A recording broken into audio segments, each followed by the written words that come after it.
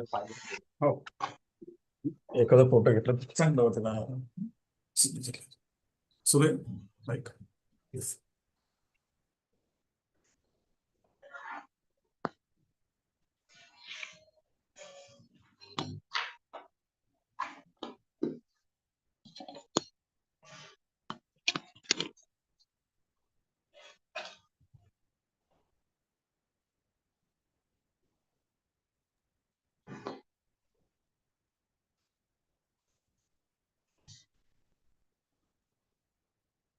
Yes, sir. Roll number 4. Ma'am, please read the biodata. Okay, sir.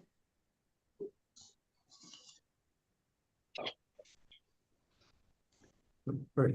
A very good afternoon, everyone. It is my great privilege to introduce our esteemed guest speaker, Professor Sri Nirvanti More.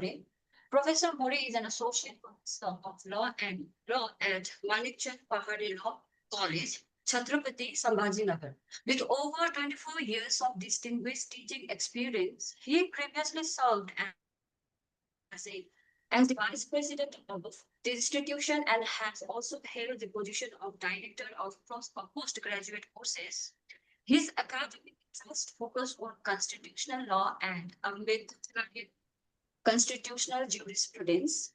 Professor Moore's excellence has been recognized through several prestigious honors, like he was awarded first merit in LLB General, fourth merit in LLB Final, and second merit in MA. He also received the Ideal Teacher Award 2019, the Mahakavi Wamandada Kardak and Anna Sathe Memorial Award 2017 and 18, and the state level Samaj Bhushan Award 2021 in recognition of his outstanding contributions to the legal education and society. So it is indeed a great honor to have such a distinguished academician, constitutional scholar with us today. So on behalf of everyone present here in this session, I would like to extend my warm welcome to Professor C. Krishnan Nirvanti More, sir, and invite him to kindly address the audience, sir. Over to you, sir.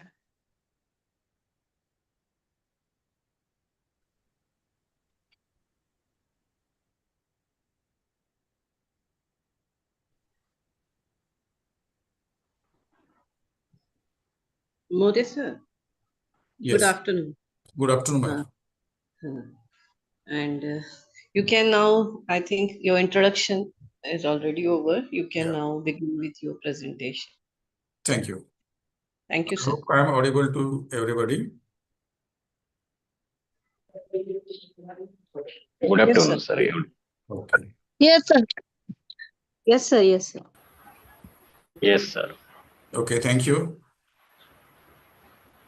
At the outset,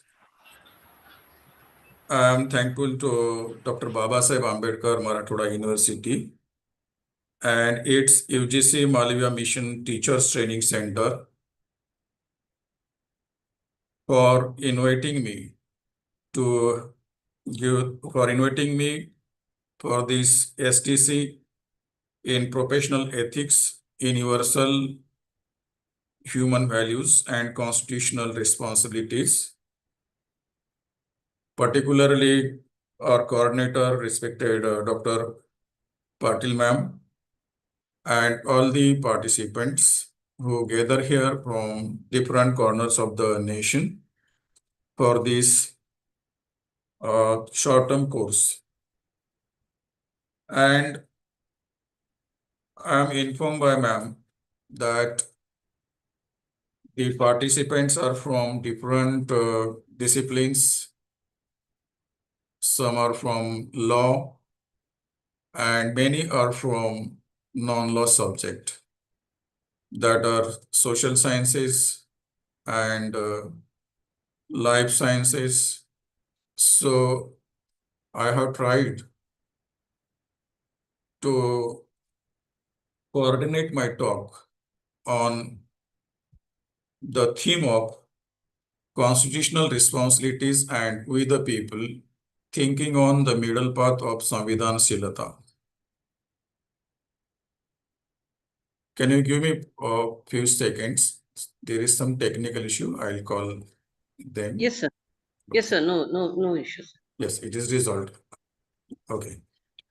I was not able to see you all here on the screen. Okay. I'll continue here again. And accordingly, let us me give some disclaimers before going to start the talk on this topic. That I am not related to any political party or any organization, and whatever the thoughts which I am going to share in this presentation, these are my personal as a student of the constitutional law and as a student of the constitutional jurisprudence. And again, I must tell you the scope of this presentation, that it is only connected with few of the thoughts, particularly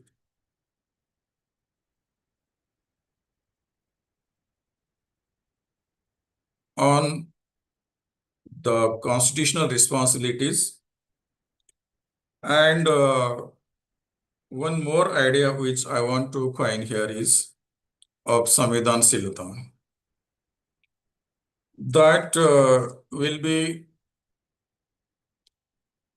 one mixed thought, what I can say. I have added to bring the technicalities, what we uses into the interpretation of the law. And I have made this as middle path, which will be convenient for every participant, may not be belonging to the discipline of law.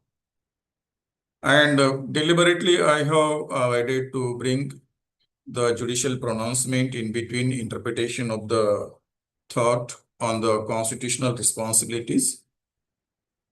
And another thing which I must express here is that the wording which is exhibited into the title of the short-term course containing the constitutional responsibilities.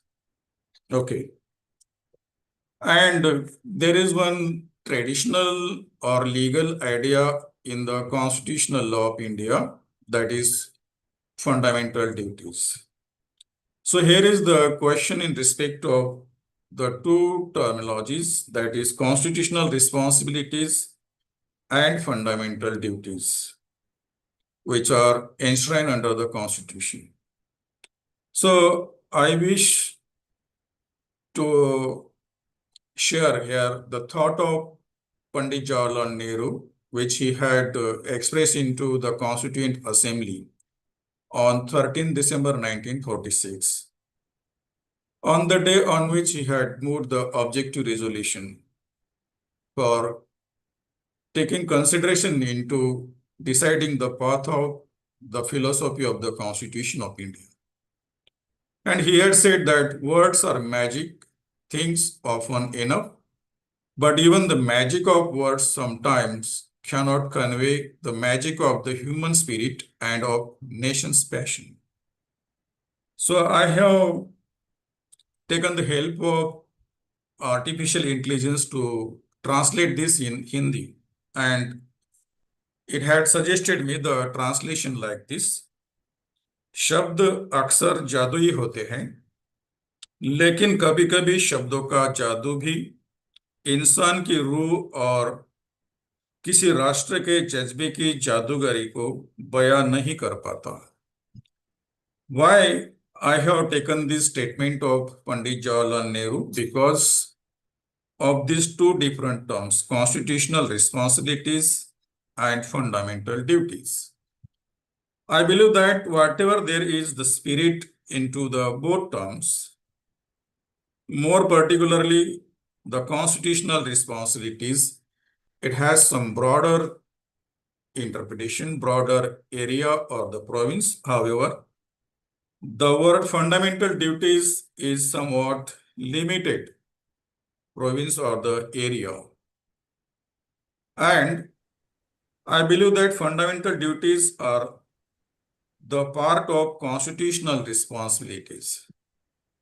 So, if we are talking on the constitutional responsibilities, according to my understanding, there may not be the necessity of talking on the fundamental duties. But into this present presentation, I have included the fundamental duties also. And for understanding the spirit for which Pandit Jawaharlal Nehru have said that Shabdo ka Jadoo. So I found that here is also Shabdo ka Jadoo in between these two terms, constitutional responsibilities and fundamental duties. But I have tried to coordinate both. So considering this thing, I wish you to take into the insight of my presentation. And in this presentation, there will be 6 parts. Part number first refers to reflections of constitutional responsibilities in Constituent Assembly debates. So here I have tried to take you into the Constituent Assembly, and if it is possible for me, I will be sharing here the original speeches in their original voice, particularly of Pandit Jawaharlal Nehru and Dr. Baba Saheb Ambedkar on the constitutional responsibilities which they had expected from the people of India. Secondly, constitutional responsibilities and constitutional provisions.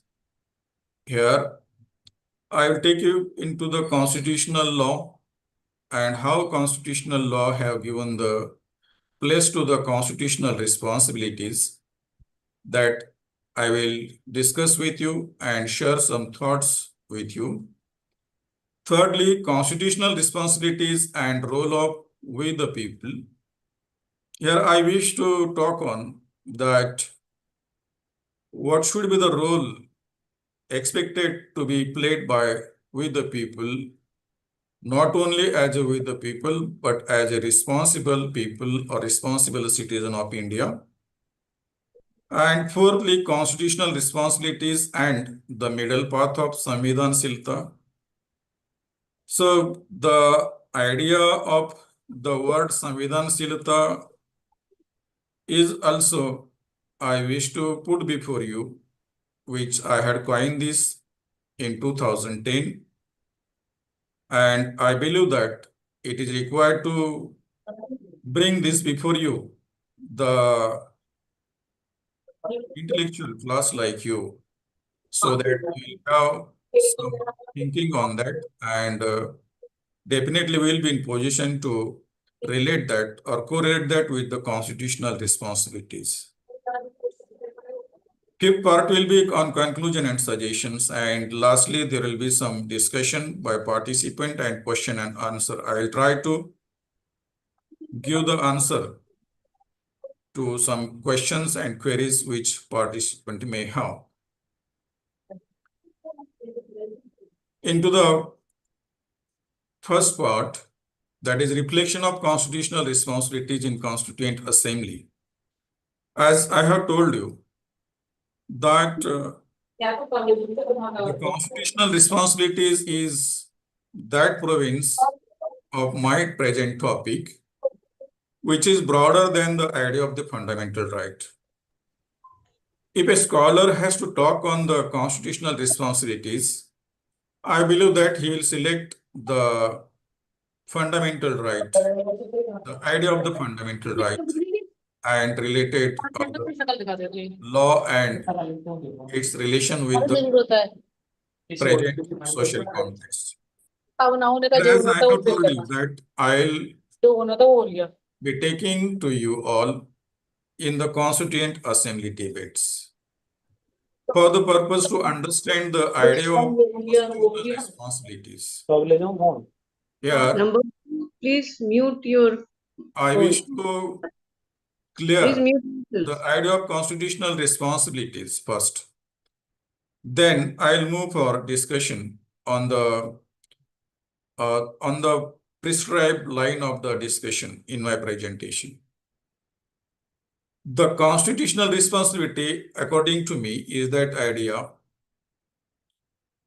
But before that, also one must understand what is responsibility and what is duty. Duty, according to the jurist who have derived that idea and defined that idea, is any act for which man is obliged to do. Means if there is anything to be done by the individual by law, that is our duty. And the responsibility is quite different than the duty, but they may be used synonym also. Constitutional responsibility, according to me, is that thought wherein a citizen is expected to shoulder some duties or some obligations under the provisions of law, and more particularly the philosophy of that constitutional law. To the extent of the Constitution of India, the constitutional responsibilities for me are those kind of the philosophical thought which are expressed by the founding father of the Constitution with the expectation that they would be followed, they would be shouldered, they will be fulfilled by the citizens of India or we the people of India. And accordingly, I thought that it will be more essential and necessary and required that to include the debates which were taken place into the Constituent Assembly. And I must tell you that these two sons of our land, Pandit Jawaharlal Nehru and Dr. Babasaheb Ambedkar, who were behind the force of philosophy of our Constitution. And they had piloted the making of our Constitution. You know, Pandit Jawaharlal Nehru was the Prime Minister at that time, and who had played his great role in the making of the Constitution, rather building the philosophical sketch of the Constitution of India. And Dr. Babasaheb Ambedkar, you know, was the chief architect, and he is admired as the chief architect of the Constitution of India because he was the chairperson of drafting committee of our Constitution, and he was member of many other committees also, which were established for different kind of the subject, maybe the Fundamental Right Committee or Minority Committee or the Supreme Court of India Committee or the National Flag Committee or many other committees. And he was one of the member of our Constituent Assembly who had successfully piloted that project of making of the Constitution. And due to that reason, though many other members of the Constituent Assembly had contributed in making of the Constitution by way of expressing their philosophical thoughts in the Constituent Assembly debates, but due to some time limitation or the limitation of the research, I have included only the views, some of the views of Pandit Jawaharlal Nehru and Dr. Babasaheb Ambedkar in this presentation to have the deliberation or talk on the constitutional responsibilities. In this part, we are going to see that how the idea of constitutional responsibility come forward and what were their expectation from the people of India after enforcement of this constitution. And into this presentation, I'll be dealing with Pandit Jawaharlal Nehru, particularly his two kind of the speeches, which he had delivered into the Constituent Assembly on 13 December 1946. One extract I had shown you into the very first slide of my presentation, that speech in his original voice, and I'll try to make the analysis of that in relation with the constitutional responsibilities of the people of India. I'm going to refer his midnight speech also of 14th and 15th August 1947, on which we had got the freedom to our great land. And after that, I'll take you to the thoughts of Dr. Babasaheb Ambedkar, which he has expressed into the Constituent Assembly in his three speeches. The first speech he had delivered on 17th December. You please correct it. It is not 7th December. It is 17th December 1947. And secondly, moving draft at the time of placing the draft for the consideration of the Constituent Assembly, that is on 4th November 1948, and his last speech of 25th November 1949, a day before which we had adopted the Constitution. Now coming to the contribution of Pandit Jawaharlal Nehru in this idea of the constitutional responsibility. And I had told you already that Pandit Jawaharlal Nehru moved the objective resolutions on 13 December 1946 for the consideration of the House, that is Constituent Assembly, on which our Constitution was going to build its all structure. The objective resolution which he had moved before the Constituent Assembly was of 8th paragraph. And from this 8th paragraph, I had selected few paragraphs for the discussion. But before going to start the discussion on Pandit Nehru's speech and the importance of that to trace out the source of the constitutional responsibilities, I wish to play you the voice file, that is the audio file of the speech of Pandit Jawaharlal Nehru. And I'm sure that you will get the opportunity to hear his voice also. I request you that please have the concentration on this same. If there is any technical issue, please let me know.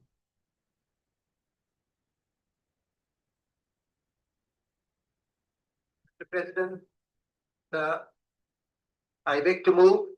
I hope everybody is able to get voice. Yes, sir. Yes, sir. Okay, thank you. Yes, sir. State India as an independent sovereign republic and to draw up for governance the constitution wherein the territories that now comprise British India, the territories that now form the Indian state, and such other parts of India as are outside British India and the state, as well as such other territories as are willing to be constituted into the independent sovereign India, shall be the union of them all. And wherein this territory, whether with their present boundary or with such others as may be determined by the Constituent Assembly, and thereafter, according to the law of the Constitution, shall possess and retain the status of autonomous unit, together with residuary powers, and exercise all powers and functions of government and administration, even except such powers and functions as are vested in or assigned to the Union, or as are inherent or implied in the Union, or resulting therefrom. And wherein all power and authority of the sovereign independent India, its constituent parts and organs of government, are the rights of the people. And wherein shall be guaranteed and secure to all the people of India justice, social, economic, and political, equality of status, of opportunity, and before the law, freedom of thought, passion, belief, faith, worship, vocation, association, and action, something to law and public morality, and wherein adequate safeguards shall be provided for minorities, backward and tribal areas, depressed and other backward classes, and whereby shall be maintained the integrity of the territory of the Republic and the sovereign rights of man, India, according to justice and the law of civilized nations. And this ancient land maintain its rightful and honored place in the world and make its full and willing contribution to the promotion of world peace and the welfare of mankind. Sir, it is surely desirable. So this was the give some speech indication delivered by Pandit Jawaharlal Nehru. So it is of 21 minutes actually, but the relevant portion of his speech, which is available in the audio form, I had tried to play before you. Pandit Jawaharlal Nehru, as I have told you, had moved this objective resolution in 8 paragraphs, which just now we have heard into his own voice. So whatever the relevant portion of that, in respect of the constitutional responsibilities, the topic of my presentation, I believe the thought which he has expressed about establishing India as independent sovereign republic. You know that the idea of independent sovereign republic, which is reflected in our preamble, as we recite the preamble, that we the people of India, having solemnly resolved to constitute India into a sovereign, socialist, secular, democratic republic. The present wordings are those.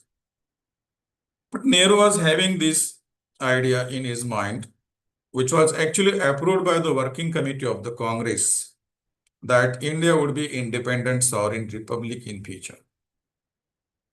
The one word which you will see here, the independent, which is not reflected into the present preamble because of the different interpretation given by Dr. Babasaheb Ambedkar. And we have presently the sovereign, socialist, secular, democratic republic, India, right? So Babasaheb have made that as sovereign democratic republic originally. But what was the idea of Pandit Jawaharlal Nehru by establishing India as an independent sovereign republic? If you can read his whole speech, which is available into Constituent Assembly Debate, volume number 1, page number 59, that he wanted to make India as a sovereign. Sovereign is that state which is out of control of any other like sovereign, not within the control of any other like sovereign. It means that India would be that nation which will be in position to make its own policies, adopt its own laws. And the another word, republic, he had narrated this all kind of the thoughts into his speech. And more particularly, he had said that some of the members were of opinion that there is no thought of socialism or secularism incorporated in Pandit Jawaharlal Nehru's speech. And he said that these are reflected into this idea of the republic, nation or the state which we are going to establish with the help of this constitution. When I thought that how I can trace out the constitutional responsibility of the people of India here into the speech delivered by Pandit Jawaharlal Nehru on 13 December 1946. And there were few questions in my mind that whether Nehru was of not of that thought that people have role in making the India as a sovereign state, or whether he was not in his mind that people should contribute in making India as a republic state or secular state or social state. And when I read out the speech given by him, when I tried to interpret that speech, to my mind, I feel that these were the thoughts into his mind. And though this movement was for the Constituent Assembly for the consideration, but in future, in the pre-India, particularly when we would implement the Constitution, they were thinking that India would be sovereign republic or independent sovereign republic. Why I have brought this into picture? Because we can relate this with the present context and we can have the questions like that whether really India can enjoy the sovereignty presently speaking, whether there are some challenges to the sovereignty of India, whether India is a republic state in real nature, whether there are some challenges to the republic nature of the India as a state, and what should be the role of the people of India if such kind of the sovereignty or independence even or republic nature of India is coming into danger or it is in jeopardized situation. So I believe that we have very great role and constitutional responsibility to retain India's status as a sovereign India, as an independent India, as a republic India. Then come to the next paragraph, number 5, wherein he had expressed the dream, rather I will say to that magical word here, which he had used. That was his dream actually to provide in India under the constitution for the future India 3 important pillars, and those are of justice, equality, and freedom. You know that these are also reflected in our constitution.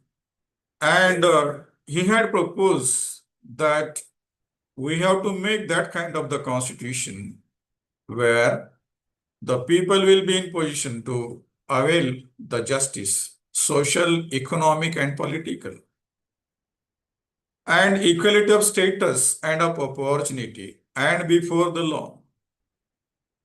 Freedom of thought, expression, belief, faith, worship, vocation, association, and action. If you can compare this with the existing preamble of our constitution with some slight changes, Dr. Babasaheb Ambedkar have used the draft. Babasaheb Ambedkar have coined and articulated the drafting of the wording of the preamble by adopting few of them. At the place of freedom, Babasaheb have made it as a liberty. Okay. So that will be also the part of our further discussion. Considering the history of India, and more particularly considering the social history, political history, the economic history of India, we can have bona fidely the question in our mind about the existence of justice in the history, maybe of the social nature, maybe of the economic nature, or maybe of the political nature. If we can see the structure of the Indian society, which was graded and degraded on the basis of the caste, on the basis of the varnas, on the basis of your caste occupation or different, there was no question of the equality of status and even of the opportunity. And considering such kind of the thing,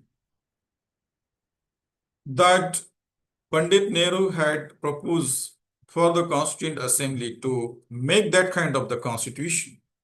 Ultimately, he had shouldered that responsibility on the members of the Constituent Assembly, that to think, to incorporate the thought of justice and equality in the future constitution on which we are going to march toward the social revolution.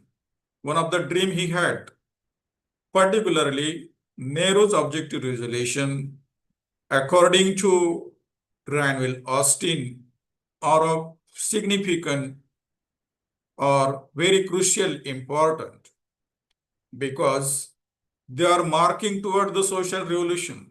They mean for the socio-economic revolution. Rather, Granville Austin had described our constitution as the charter of social and economic revolution. I believe why it should be the charter of social and economic revolution, because of incorporation of these three kind of the pillars as a main foundation, main thought, main philosophy behind the constitution, that is justice, social, economic, and political, and equality of status and of opportunity. You know that as Aristotle have defined the justice, and he says that if there is inequality amongst the equals, or if equals are treated unequally, then there is injustice. It means that the equality is one of the conditions precedent for the justice. Without equality, there cannot be a justice. To the extent of the Indian society, or in the context of the Indian society, equality matters for achieving or attaining the justice, maybe social, economic, and political. Nehru has expressed his thought on freedom, that in our future constitution, we should provide the freedom of thought. We should provide the freedom of expression. We should provide the freedom of belief, the freedom of faith and worship or vocation or association and action. It means that these are some revolutionary thought which Nehru had proposed for incorporating under the constitution. And when we will think on this, that what is the role to we the people of India, along with the member of the Constituent Assembly, along with the state presently established under the Constitution, Article 12, or at any other places where they have the authority to make the policy and the law. Along with that, what role is expected from the people of India in establishing justice, social, economic, and political, in establishing equality of status and of opportunity, and promoting the freedom of thought, expression, belief, faith, and worship. If we can relate this thought of Nehru, which he had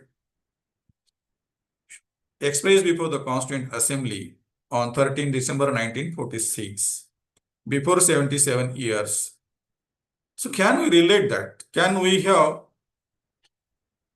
that spectrum of the thought which considers the challenges and the present situation of the social justice, economic justice, and political justice, or equality of status, or equality of opportunity, or even freedoms of thought, freedom of expression, freedom of belief, freedom of faith, and freedom of worship? So there will be the bigger question. Because of this expression which Pandit Nehru have narrated, and I believe that not only the state, but we the people of India have our space into that to make this successful foundation of our constitution by playing our role as a responsible citizen, part of the nation. And I'll take you to his another proposition which he had proposed before the Constituent Assembly.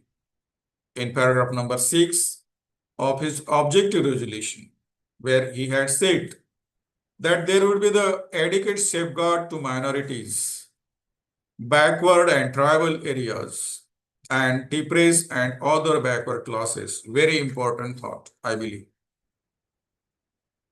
Because he was of that mind that constitution would provide the safeguard to the minorities, safeguard to the backward, tribals, depressed classes, other backward classes.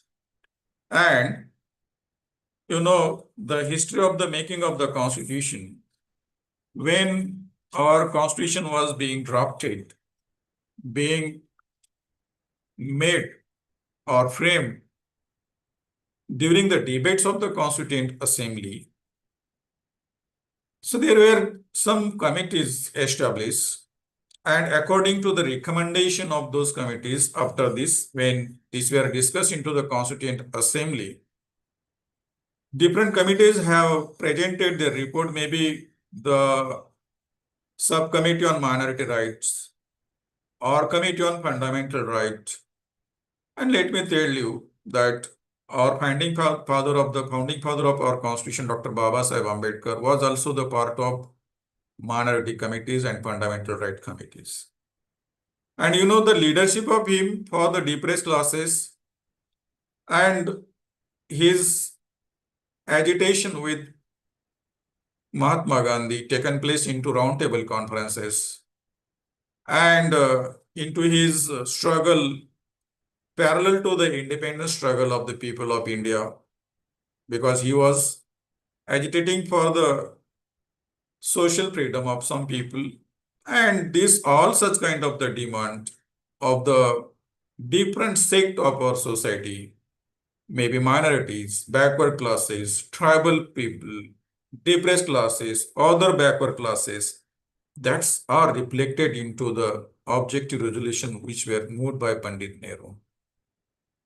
Now, considering the present situation and position of the safeguards provided under the Constitution of India to the minorities or backward classes or tribal or depressed classes or other backward classes, I believe that as a people of India, as a part of the people of India, as a part of the responsible citizenry of India, we have very important and crucial role to play in the promotion, conservation of safeguards to the minorities, backward classes, tribals, depressed classes, and other backward classes.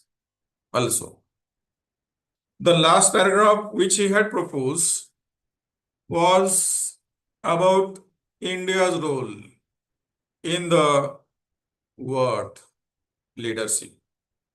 And he had proposed that India would play the rightful and honor place in the world and willing to contribute to the promotion of world peace and welfare of mankind. It means that Nehru was of that mind that in future, after the enforcement of the Constitution of India, India will have to shoulder the responsible leadership for the promotion of the world peace and the welfare of mankind. And he has used these two important terms here, rightful and honored place in the world. Rightful and honored place means what? India will have the righteous leadership, what I have interpreted that after interpreting Nehru's speech, particularly about these 8 clauses, and he was of that thought that in future also, India will give the righteous leadership in the matter of promotion of world peace and welfare of mankind. Here is also presently speaking on the present day into this 21st century, into the age of information technology or artificial intelligence in future also, I believe that India will have the crucial scope into rightful and honor place in the world peace. in the promotion of the word peace particularly. But one again question comes in my mind, as there is the context of the responsibility of the people, particularly the constitutional responsibility of the present generation who are the beneficiary of the constitution. And if you can go into the origin and source or genesis of these all thoughts, I can share you the personal experience which I got by visiting Pandit Nehru's own office at Delhi. And I found that on the table of Pandit Nehru, there is a statue of Lord Buddha. And question in my mind was that how or which forces might have inspired Pandit Nehru to coin his thoughts on the justice, the equality, fraternity, and peace. So I found one of the factor behind that is the Lord Buddha's thought, his inspiration, his influence on Pandit Nehru's policy. And I can tell you that he was known for his liberalism also. He was known for his those such kind of the policies which are in favor of the augmentation of the pleasure and minimization of the pain of the citizenry, like this, by providing the justice or equality or freedom or India's rightful honored place in the world. What I take that as a righteous Samyak leadership in future. Now, presently speaking, in those kind of the days where world is facing the problem of the conflict and different kind of the war, like USA or Russia and Ukraine, Iran, Israel, in such kind of the conflict, India has great significance scope in leading this Samyak leadership or righteous leadership in establishing the promotion of world peace and the welfare of mankind. And that is matter of the state actually. Leadership means the government of present India. But as a citizenry, as a part of we the people of India, personally, myself, yourself, what kind of constitutional responsibility we have in promotion of, in shouldering such kind of the leadership or promotion of this constitutional philosophy, particularly based on the justice, liberty, equality, and fraternity. Now we'll go into his speech he had delivered into the midnight of 14th and 15th August 1947.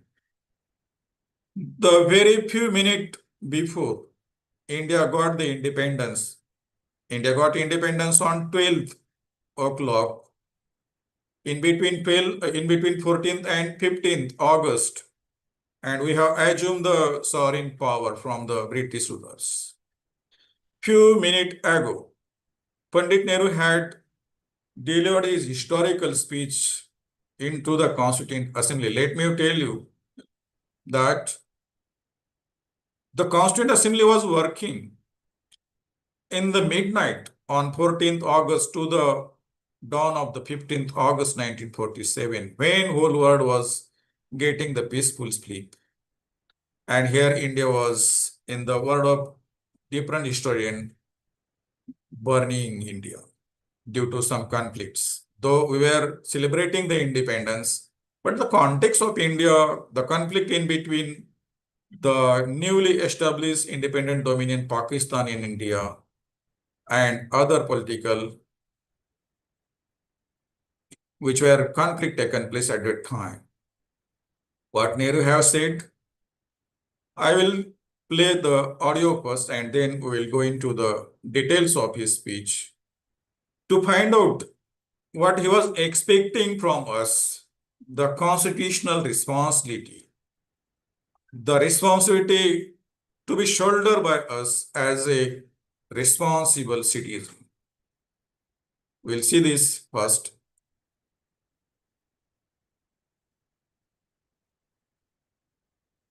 We're just going to speak to you in English now. From here, Kindly hear this whole speech. Actually, speech is also so long, but this is the clip available of 6 minutes. I request you all to give the attention on this, please.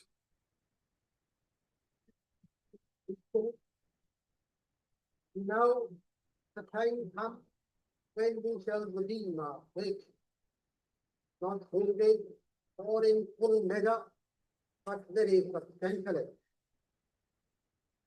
At the stroke of the midnight hour, when the world sleeps, India will awake to life and freedom.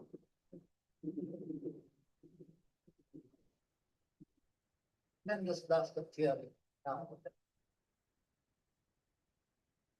A moment comes, which comes but rarely in history, when we step out from the old to the new, when an age ends, and when the soul of a nation, long suppressed, finds utterance. It is fitting that at this solemn moment we take the pledge of dedication to the service of India and her people, and to the still larger cause of humanity. At the dawn of history, India started on her unending quest, and trackless centuries are filled with her fighting and the grandeur of her successes and her failures. Through good and ill fortune alike, she has never lost sight of that quest or forgotten the ideals which gave her strength.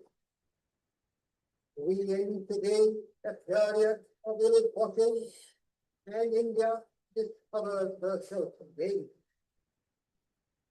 The achievement we celebrate today is but a step and opening of opportunity for the greater triumphs and achievements that await us. Are we brave enough and wise enough to grasp this opportunity and accept the challenge of the future? Freedom and power bring responsibility. That responsibility rests upon this assembly, a sovereign body representing the sovereign people of India. Before the birth of freedom, we have endured all the pains of labor, and our hearts are heavy with the memory of this sorrow. Some of those now. Nevertheless, the past is over, and it is the future that beckons to us now. That future is not one of ease or resting, but of incessant striving, so that we might fulfill the pledges we have so often taken, and the one we shall take today. The service of India means the service of the millions who suffer.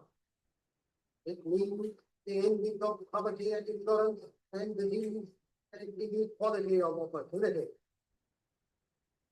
The ambition of the greatest man of our generation has been to wipe the tear from every eye.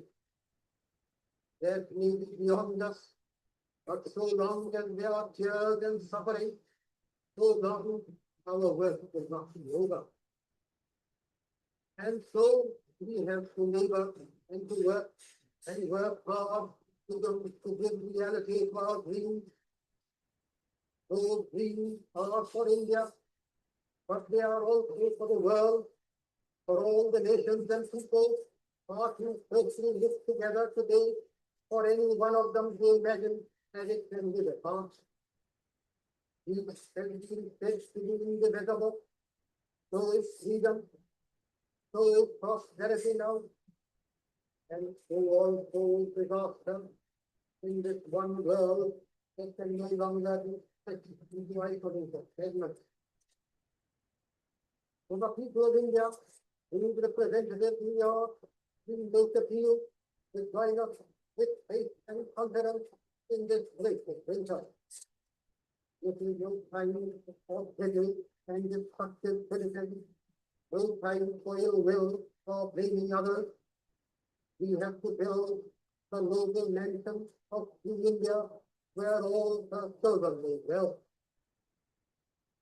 I beg to move, sir, let it be resolved that after the last stroke of midnight, all members of the Constituent Assembly present on this occasion do take the following pledge.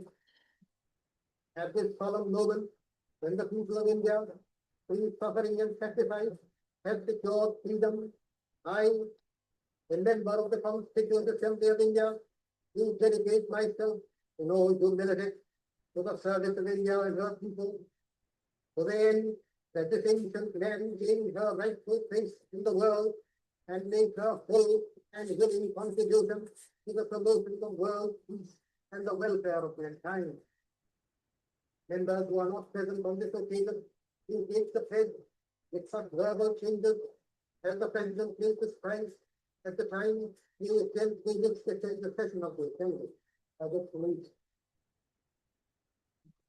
Just finish this, please.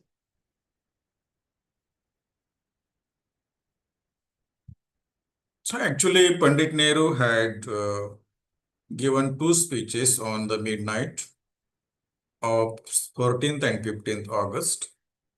One is in Hindustani and another one is in English. One speech in Hindustani and English.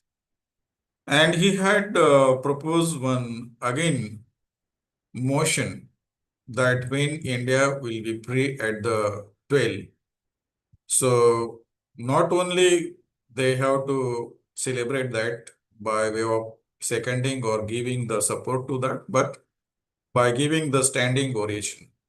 So that was the thought. And into the speech which you have just now heard, he had related the freedom with responsibilities. Those researcher or faculty wish to study this into the script form. They can see the Constituent Assembly Debate, column number 5, pages 3 to 5. The speech is given, published by the Secretariat of Lok Sabha into the Constituent Assembly Debate. And I have selected 3 paragraphs from that, where we can derive our responsibility when India becomes free after the 12th of 12, after 12th o'clock of 14th August and at a dawn of the 15th August 1947. And Nehru had nicely narrated the relationship in between freedom and responsibilities. More particularly, the freedom which people of India are getting and responsibility which they are inviting due to the independence. Pandit Jawaharlal Nehru had observed, which I have shown into the statement of his own. After a few moments, Nehru says, the assembly will assume the status of a fully free and independent body. And it will represent an independent and free country. Therefore, great responsibilities are to devolve upon it. You underline the word great responsibilities. He says, if we do not realize the importance of our responsibilities, then we shall not be able to discharge our duties fully.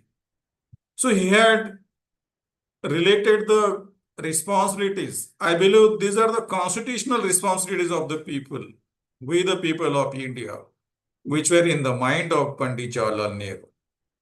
Merely we are not getting freedom, he says, but we are equally getting the responsibilities on our shoulder. And we should discharge them honestly. We should be in position to discharge our duties fully, he says. It means that the responsibilities due to the freedom in the another part of his speech, that will be very clear to you. He says that we are free now, but along with freedom come responsibilities and burdens.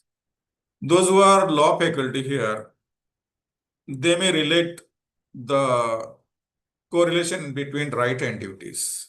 You know that there are different forms of the rights, and one of them is liberty, right? And that are related to the duties and the responsibilities. And you might have studied that correlationship in between the responsibilities or duties and the liberties. Here, Pandit Nehru is also of that opinion that as people of India are getting freedom, along with that, we are also getting some responsibilities to be performed, and that too honestly. Because when we will be free, we have to discharge our duties, he says. In one of his another statement of the same speech, I have selected some of the quotations from his speech for discussing with you that what kind of responsibility we have after 77 years of the successful implementation of the Constitution. And he says that after all, India is now free. We should remember that India does not belong to any one party or group of people or caste. It does not belong to the followers of any particular religion. It is the country of all, of every religion and creed. Our freedom is to be shared equally by every Indian. All Indians shall have equal rights. He says, if anyone is oppressed, we shall stand by his side. If we follow this path, then we shall be able to solve big problem. But if we become narrow-minded, we shall not be able to solve them. So Nehru had not only related the freedom with responsibilities of with the people, but he has also given one alert to us in respect of the standing behind any person who has some problem. Now coming to his first thought into his paragraph, that he says, now we are free. And we should remember, he says, that India does not belong to any one party or group of people or caste. I will request this August gathering to have some little introspection of the present scenario. That whether there is no requirement of thinking on this point, this anxiety which Nehru was having in respect of claim of some particular political party or some particular group of the people or some particular caste that to own India of their own. Nehru had given this alert for the purpose of making India as a nation. You please remember that. And he said that we should remember India does not belong to any one party or group or people or caste.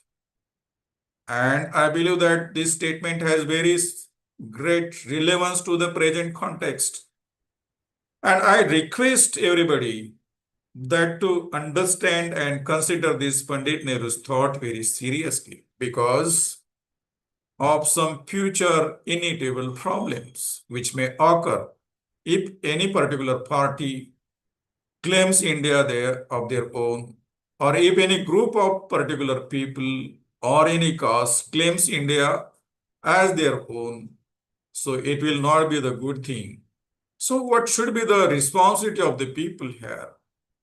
That to promote this thought, that to adhere with this thought, that to accept this thought, and to see that everybody will think that this great land is belonging to all. Belonging to all, he says. It does not belonging to the followers of any particular religion, further he says. And I believe that every statement, every word of Pandit Nehru of this midnight speech relate to the responsibility, more particularly the constitutional responsibility of every citizen, member of we the people of India. And we should give such kind of the claim if we have that claim that India belongs to our own religion only. So we should have that consideration in our mind that India is a country of all. of every religion and creed. See, the thought which he had narrated into the very first proposition or the proposal he has moved on 13 December, though he had not used the word secular India, and he said that that was reflected into that thought itself. And he was having that understanding that India is belonging to all religion. Here, India is a land of different religion. Rather to say, India have contributed to the world in the establishment of different kind of the religion and spiritual thought. If any particular religion or political party or group or followers of a particular religion claims India as their own, definitely that will be a hurdle in the path of ours to make this India as a nation. He further says our freedom is to be shared equally by every Indian. Coming to the benefit of the freedom after 15th August, and he says that everybody is equally entitled to take the benefit of the freedom, to taste the fruits of the freedom. And he was having that, probably that trait into his mind, that in future it may happen that some religious, social, cultural, or linguistic, or regional problems will come as hurdles in between the entitlement of the freedom by every Indian. And as a responsible citizen, as a citizen of the vision, I believe that everybody has that responsibility to see that everybody is equally taking the benefit of the freedom. Pandit Nehru had again talked on the rights in the pre-India. So I wish to make the analysis of every word and each statement because we are talking on the constitutional responsibility of our own. He says that all Indians shall have equal right. He have not that thought into his mind that so far as the right is concerned, all Indians shall have equal right without any discrimination, without any categorization, without any kind of the degradation or degradation on the basis of your caste, on the basis of your language, on the basis of your varna or place of birth or any such kind of the consideration. Nehru further says, if anyone is oppressed, we shall stand by his side. I believe that Pandit Nehru have given his indication of his speech toward the idea of the fraternity, the brotherhood, the one of the important pillar of the Buddhist jurisprudence, that is Maitri, Metta. Buddha had, or under Buddha's law, that is Dhamma, probably you may have some academic objection here that why I am referring to Buddha, because Nehru had said that it will be secular, it will be of no any particular religion. And I must tell you that Buddha's Dhamma is no way concerned with any particular religion. It is not a religion at all. It is not a dharma at all, as any other religions or dharmas. But it is a way of life. And it is particularly having foundation on the thought of fraternity, the metta, the maitri, Buddha says. And Nehru also giving the support to the same kind of the thought. If anybody is oppressed, we shall stand by his side. In our family, if our brother is into the oppressed situation, we stand by his side. And he have related that idea of the maitri or metta or fraternity in respect of the all citizens, all people, all with the people as a brother. And accordingly, we should have the brotherhood amongst us so that if anybody is into the distress condition or into problem, we shall stand by his side so that he will get some relief from us to resolve his problems. He further says that if we follow this path, then we shall be able to solve big problems. And he was of that particular affirmation on that, that definitely in India, in future India, there would be the big problems. And due to that thing, he had related that the standing by the side of any individual who is oppressed, particularly if socially you are oppressed, if economically you are oppressed, or on the basis of gender even you are oppressed. So it is our constitutional obligation to stand by his side. But further he says, if we become narrow-minded, we shall not be able to solve them. It means that we should have the broad mind. For what reason? For standing by the side of any individual, any member of our society who is oppressed. These were the thoughts of Pandit Nehru, which I wanted to bring in front of you, that to find out the constitutional responsibility of we the people of India.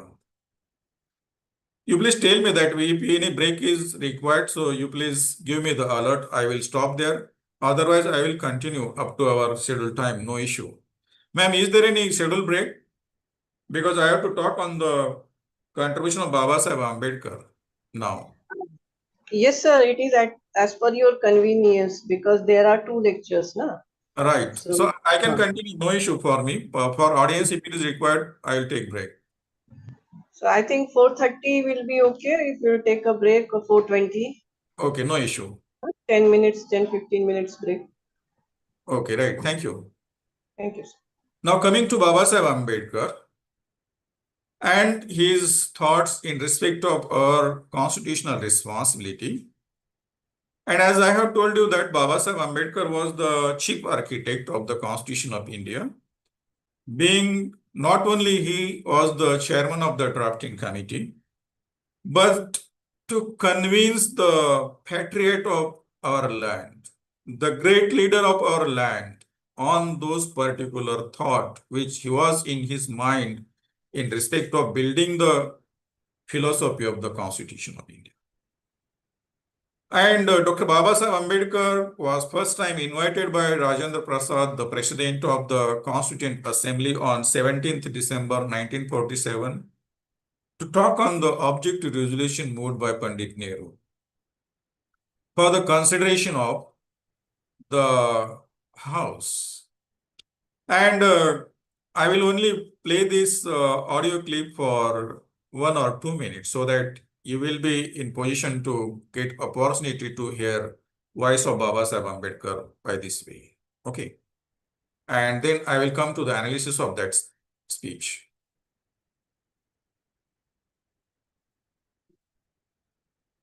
So far, as the ultimate goal is concerned, I think none of us need have any apprehension. None of us need have any doubt. But my fear, which I must express clearly, is this. Our difficulty, as I said, is not about the ultimate future. Our difficulty is how to make the heterogeneous map that we have today take a decision, being common, and march in a cooperative way on that road which is bound to lead us to you. Our difficulty is not with regard to the ultimate. Our difficulty is with regard to the beginning. Mr. Chairman, therefore, I should have thought that in order to make us start, in order to induce every party, every section in this country, it would be an act of greatest statesmanship for the majority party, even to make a concession to the prejudices of people who are not prepared to march together. And it is for that that I propose to make this appeal. Let us leave aside slogan. Let us leave aside words which frighten people. Let us even make concession to the prejudices of our opponents. Bring them in so that they may willingly join with us on marching upon that road, which, as I said, if we walk long enough, must necessarily lead us to unity. So this is the speech of Baba Saheb Ambedkar, which he had delivered on 17 December 1947. On the objective resolutions which were moved by Pandit Nehru on 13 December 1946. Interested researcher can go into the Constituent Assembly debate, volume number 1st, pages 99 to 103. You will be able to see this and watch, read and study this whole speech. The last wording deliberately I have played the last sentence of Baba Saheb Ambedkar was that let us leave aside slogans. So that I believe is very important thought of Baba Saheb Ambedkar. So here I have tried to see that what was expectation of Baba Saheb Ambedkar from we the people of India. So I have related that here actually. Though these are the thoughts which he had given for the consideration of the Constituent Assembly. But Constituent Assembly was our own leadership, right? And we are the force behind their authority. We the people of India, as Nehru have said, are the force behind that. From us only they had taken the authority to author the Constitution. So I believe that this expectation maybe by Baba Saheb Ambedkar or Pandit Nehru are not only from the member of the Constituent Assembly, but from us, all we the people of India. So Baba Saheb was talking on Pandit Nehru's objective resolution, and clause by clause he had studied that, and he had expressed his thought, and some thought I wish to bring in front of you. And he had said that we are divided. So considering the leadership which was taking participation into the making of Constitution, and you know that the Muslim League had boycotted the working of the Constituent Assembly. And let me correct you that Muslims had not boycotted, it was Muslim League. Don't take it as Muslim. So that is political one, because they wanted to establish the independent dominion of Pakistan and their separate Constituent Assembly. So it was the Muslim League who had boycotted the working or business of the House. And into that context, Baba Saheb Ambedkar had admitted the fact that the leadership was divided on the basis of politics, society, or economic basis. And he had admitted one of the fact that he was also one of the leader of one of group. And he had compared that we are here worrying camp. We came here for agitating with each other. But again, he had given one assurance to the President of the Constituent Assembly and the member of the House that if the favorable condition arises in future, nothing in the world will prevent this country from becoming one nation. It means that he had given the message of unity, irrespective of his own political interest. And he was of that view that everybody should give up their slogans and their all political stand. And I believe that this is very important thought for building India as a nation, because in any nation, if the student of political science or a faculty of political science, they can relate this with the idea of the nation. And what Baba Sahib Ambedkar was expecting from the assembly with the people of India, that what should be our role in making India as a nation. So that is our constitutional responsibility, what I believe, that a divided people cannot be a nation. So unity is must, the fraternity is must. And he said that when deciding the destinies of nation, dignities of people, dignities of leaders, and dignities of parties ought to count for nothing. What is importance to the dignities of the leadership? If there is question in respect of making your country as a nation, so whatever dignity you may have, but the dignity of the nation is very important. So destiny of the nation is very important, he says. You give up the slogans. He had given that message. And further he said that destiny of the country ought to count for everything. If there is any conflict in between destiny of your leadership or dignity of your leadership or any political party or destiny of the country, so destiny of the country to make it as a nation is on the priority. That should prevail over on everything, Baba Sahib Ambedkar have said. And I believe that in that particular thought, we have very important role and scope. In what? In presently also.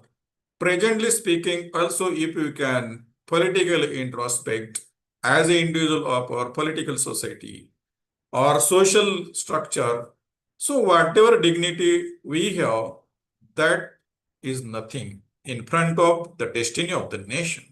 That's what I wanted to communicate the message to the House, that the constitutional responsibility we derive here, as Baba Sahib Ambedkar have said.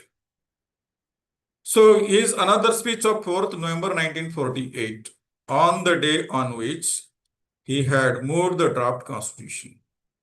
Again, I will request you to go through the Constituent Assembly debate, volume number 7, pages 31 to 44, for studying this speech.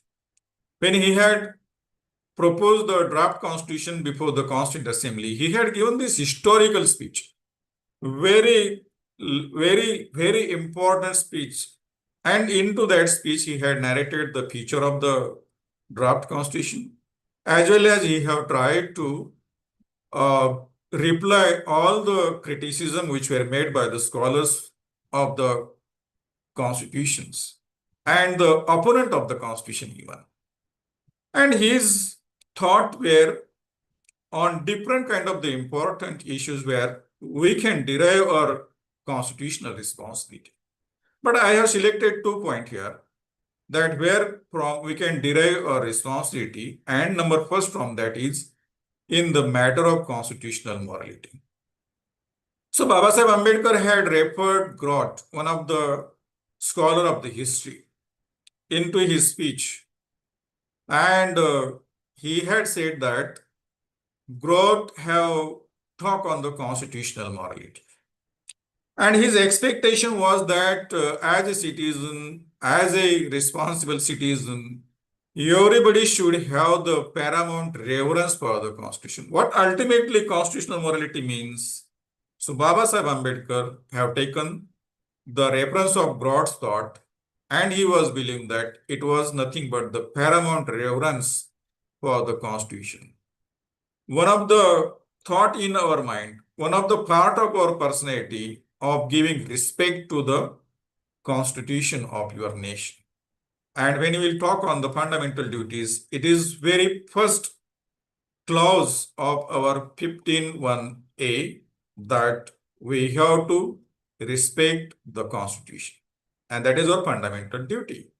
And that is the part of the constitutional morality. But who has to respect whether some particular group, whether some particular beneficiaries of the constitutional provisions? No, everybody. Everybody should have this constitutional morality. And he have that understanding also. The fact in respect of our society also. And he was of opinion that constitutional morality is not a natural sentiment in India particularly. And it was the requirement for us to be cultivated this constitutional morality amongst us. And for that reason, we have to learn it. So he had narrated that necessity of the learning of constitutional morality. And he says that it is not a natural sentiment. It is a matter of cultivation in the mind. In particularly that country. And you please very seriously read this last two lines, that democracy in India is only a top dressing on an Indian soil, which is essentially undemocratic. So he had related constitutional morality with one of the very important foundation of the democracy. And let me tell you, the idea of democracy of Baba Sahib Ambedkar was that a form of government by which the revolution can be brought in the social and economic life of individual without bloodshed. And deliberately he had used the word democracy into the preamble. I have already told you that he had substituted the word independent with this democracy. And he said that what is the requirement of our time? The requirement of time was that to inbuild in us the constitutional morality. And constitutional morality means the reverence to the constitution, means reverence to the values which are enshrined under the constitution. Coming to the present context and to introspect our role into the constitutional morality presently speaking, though there is the fundamental duty under the constitution that we should have the respect toward the constitution and its ideals and national anthem or whatnot, right? So he says that democracy in India, last sentence, democracy in India is only a top dressing. And he believed that Indian society is undemocratic. You please don't take this as an anti-democratic. It is undemocratic. It means that we're in some scope for developing the democratic features. And I believe that we have the significant role into the developing constitutional morality as well as democratic thought in our society, first in our own mind. Now coming to the last piece, after a discussion on this last piece, we'll take break. If there is 5 or 4 minute delay, you please consider that, okay? But first we'll take this for our consideration and then after break, we'll move to discuss another part. The last speech delivered by Dr. Baba Sahib Ambedkar on 25th November 1949. And you know that on 26th November 1949, we have adopted our constitution. Before one day, he had given the historical speech into the Constituent Assembly. And there also I found that there are the sources of our constitutional responsibility. As a responsible citizen, I can trace out the source of my own constitutional responsibility into that speech, which Baba Sahib Ambedkar had delivered on 25th November 1949. You can read this in Constituent Assembly debate, volume number 11, pages 972 to 981. So Baba Sahib Ambedkar had talked on different kind of the issues which were being faced by pre-India. And to that he called as reflection of his. So he had given some reflections and he said that he would have stopped his speech on that because he had replied to the different thoughts which were given by the member of the Constituent Assembly, and he had acknowledged the contribution of the other member of the Constituent Assembly and drafting committee, and he said that he would have stopped there, but he could not because he wanted to give some reflections. And basically he was having two important questions. One is in respect of the independence of India, and one is in respect of the existence of the democracy in India in future. So coming to the first question, he says that about the future of independence in India. And he was having the threat in his mind that what will happen to the independence of India. And he said that it is not fact that India was not independent before this, but India had lost the independence in the history. And on that issue, into that particular context, Baba Sahib was having that question in his mind, doubt in his mind, that whether India will maintain or lose the freedom again. And when India can lose the freedom again, he says, if there is the problem in our own mind.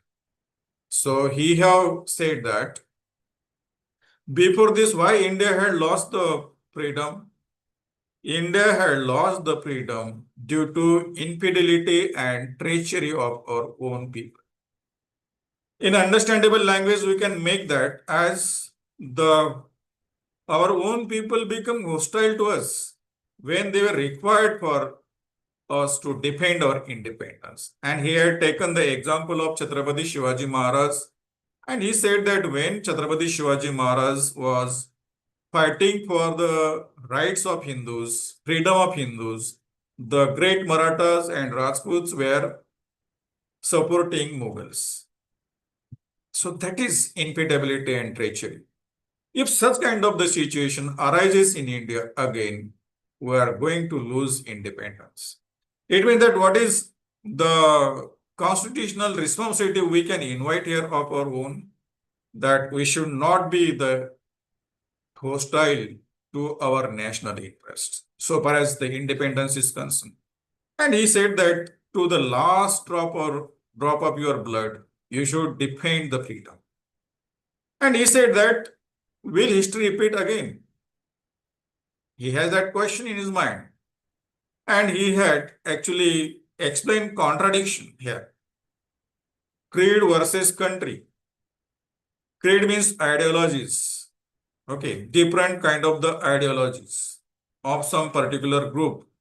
And he was of opinion that if there is the creed given more importance than the country, India is going to lose the independence forever and it will not come back. So, my duty is here, my constitutional responsibility I found is that I should keep my country above the creed, above any ideology which I may have as a member of the political community, as a member of the social community, or economic strata, or whatever. My creed is not that much important. My ideology is not that much important. But can we introspect the Indian scenario of present time, that what is importance to some of the ideologists? Are they not anti-national here? Are they not anti-independence of India? We have to think on that very seriously. Coming to the another question which he has into his mind about democracy, he had that again question in his mind, anxiety in his mind. Will India lose the democracy second time? And my brother and sister, you please remember, this is the threat to the Indian future also, as Baba Sahib have given alert. India has democracy and it is particularly depend upon the elections. Let me tell you, it is particularly depend upon the majority which we sent into the house. And he says that in India, what is possible, that the dictatorship can come under the dogma of the democracy. And if there is landslide, what you mean landslide? Landslide is the blanket majority. Landslide is the majority wherein there is no space to the opposition political parties. If people of India are giving such kind of the majority to any political party, then there is the threat of dictatorship and you are going to lose the democracy, what Baba Sahib Ambedkar have given alert. And I found here that what is my constitutional responsibility? What is the constitutional responsibility as a member of with the people of India? That to see that how politically I am impartial, how politically I cannot become the victim of some creed or ideologies, maybe religious or maybe on different kind of the grounds. He has said that on 26 January 1950, we are entering into a life of contradiction. And he said that politically we will have equality, but socially and economically we will have inequalities. How long we are going to continue this? If you are going to continue this, so the victims of this system, this contradiction, injustice, inequality will give such a blow to this constitution. So laboriously we have made, and they will destroy everything. Lastly, he had concluded his speech by referring to the caste, one of the bigger issue. And he said that it is illusion actually to treat India as a nation. Because for India, for nation, what is required? For India as a nation, you require that there should be oneness, there should be fraternity, there should be the Maitri or Metta. Again, fraternity was that issue, was that thought deliberately Baba Sahib Ambedkar have incorporated into the preamble of the constitution, though it was not referred to the objective resolution moved by Pandit Nehru. Let me tell this. And fraternity is requirement of the India to build it as a nation. And he was of firm opinion that fraternity can only make India as a nation.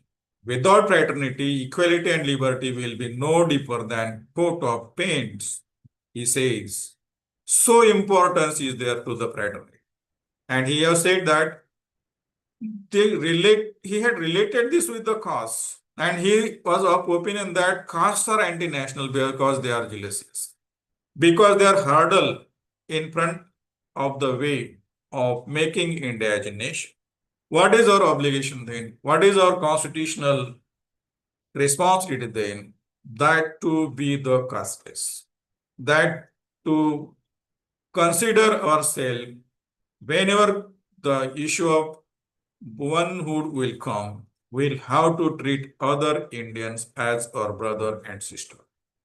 He had given the ways of eradication of the caste, annihilation of the caste also in his most popular book, Annihilation of Caste. So I was in my mind that to bring Pandit Nehru's thought and Baba Sahib Ambedkar's thought for deriving our constitutional responsibility. Okay, I will stop here, and in the next part, we'll talk on the constitutional responsibilities and constitutional provisions. Thank you very much. We'll meet again after a short break. Thank you. Thank you, sir. So Thank we will have a 10-15 minutes break, and don't leave the meeting. Be there, but just take a break, and then we'll join again with the second session. Thank you. Madam, is this going okay or any problem? No, it is going okay, sir. No issues, sir. No Okay, issues. thank you. Thank you so much, sir. Thank you. Let us have a break, sir. Okay, thank you, sir.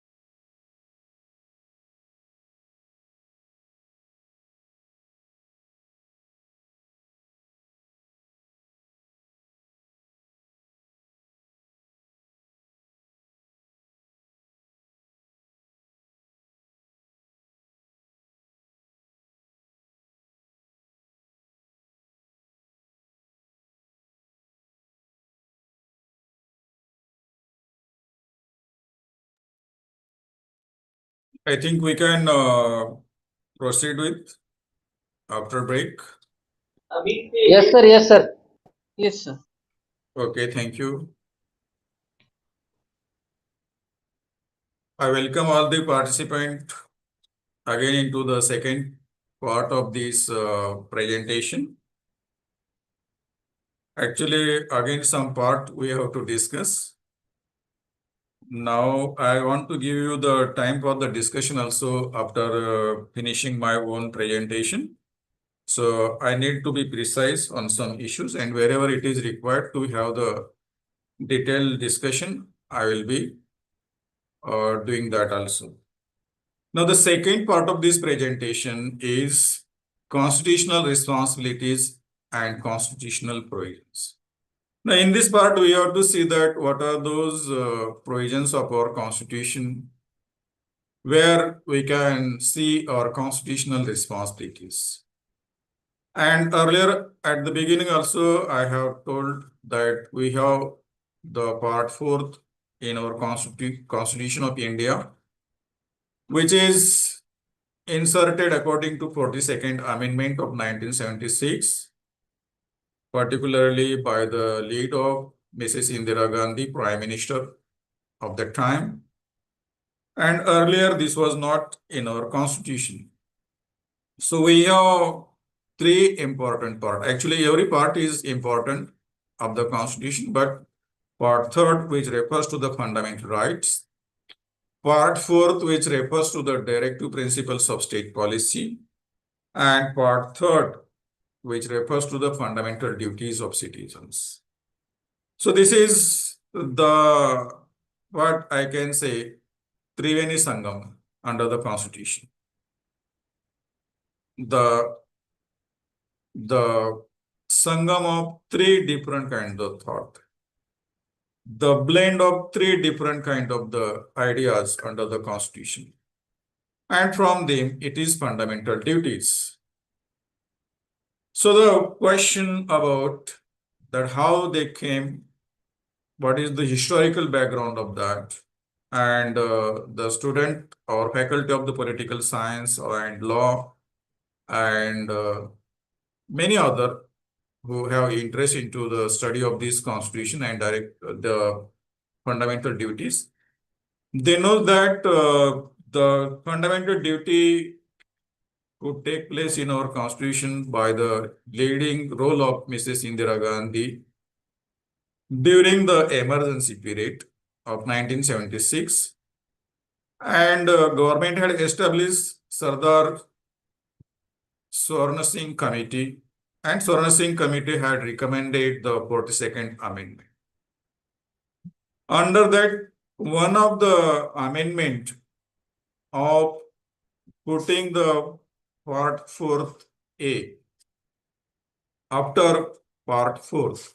So can you make the correction here? Part 4th, it is part 4th A, which refers to Article 51A. Okay. Part 4 is the directive principle and part 4th A is the fundamental duty. Okay. Little correction. And that bill was proposed by H.R. Gokhale, the law minister of that time. And some date I wish to bring on record that it was introduced and debated and passed in Lok Sabha on 1st September 1976 and October and November 1976. Okay. Then it was transmitted to Rajya Sabha. They are debated and passed on or in the month of November 1976. So being it was related to the interest of the states, as per the provision of the Constitution, there were the ratification of the half of the number of the states were taken, and finally it could get the assent of the President of India on 18 December 1976. And it were enforced on the January and February 1977. Some part were in January and some part of the 42nd Amendment were in 1977. From 42nd Amendment, it is part 4th A, Article 51A was inserted by this amendment. Now, coming to the origin and source of these, the scholars of the constitutional law believe that these fundamental duties, particularly Subhas Kashyap, have referred to the UDHR Article 29, Clause 1, Universal Declaration of Human Rights, where the duty to community is referred. And many of the scholars also believe that that is the source. Before us, the Constitution of USSR and presently Constitution of Sri Lanka, Japan, they have such kind of the fundamental duties in their constitution. Actually, such kind of the fundamental duties are not expected in the constitution, let me tell you. And because of that reason, one of the critic and scholar of the Constitution of India, H.M. Sirvai, has his firm belief about the nature of these fundamental duties. And according to him, these are not the part of laws. And they are innocuous and ludicrous. So these are two words which are too difficult for understanding. I have traced out the meaning of the two words in simple English language, that innocuous means non-offensive and ludicrous means ridiculous or foolish. So the critic think like this, and according to him, there is no requirement of such kind of the part under the constitution. And again, if you have seen his voluminous work, he had given only 17 line space for the fundamental duties from his 3 volumes of the Constitution of India. Okay, in the volume number 2 of Constitutional Law of India, page number 220, 2020, he had given only 17 line space to discuss the fundamental duties because of his stand about the nature of the fundamental duties. And what is the legal nature of these fundamental duties so far as constitutional law is concerned? I have told you the part 3rd and part 4 and this part 4A. Part 3rd is the fundamental right, and these rights are justiciable. Means if any fundamental right is violated by the state or infringed by the state, you can directly file the writ petition before the Supreme Court under 32 and before the High Court under 2 to 6 of the Constitution. Means they become the enforceable. There is constitutional remedy for enforcement of the infringed fundamental right. That is not the case with the fundamental duties or your even directive principle of the state policy. And due to that reason, they are called as non-justiciable, non-enforceable. And as I have told you that being these are the duties, so duties may be related to the rights always. And this is the nature into the constitutional law, that they are non-justiciable, non-enforceable. It means that they have the status like just morals, and it will be left for the people that to implement those, to adopt those fundamental duties. However, it is also view given by the Shukla's research on the constitutional law that they are not found into the Western constitutions, and they may be found or not in the liberal constitutions. Okay, so we have the space for the fundamental duties in our constitution according to part 4A in 51A. Though majority of the fundamental duties are incorporated according to 42nd Amendment of 1976, the last one, 11th duty, is provided or added by 86th Amendment of 2002 by Atal Bihari Vajpayee government. So, in the morning, while preparation on these fundamental duties and the discussion, So I was in problem that how I can put before you so many fundamental duties. So I had asked the Gemini help from its side, and Gemini had given me this chart, which is to be presented before you. So I am thankful to the Gemini, the artificial intelligence. Now we can welcome artificial intelligence for our academic purpose also. If we can have a glance of these different kind of the fundamental duties which are enshrined under the Constitution, I believe that they are the part of our constitutional responsibilities. And you can have a glance of this. Okay, if it is possible, you can take the snap or screenshot of this so that it will be useful for referring the different kind of the fundamental duties. There are 11 kind of the fundamental duties.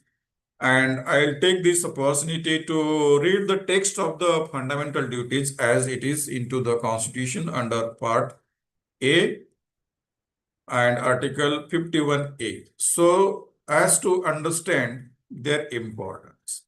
And every fundamental duty is important for me, though scholar like H.M. Sirvai believe that they have no any kind of the importance.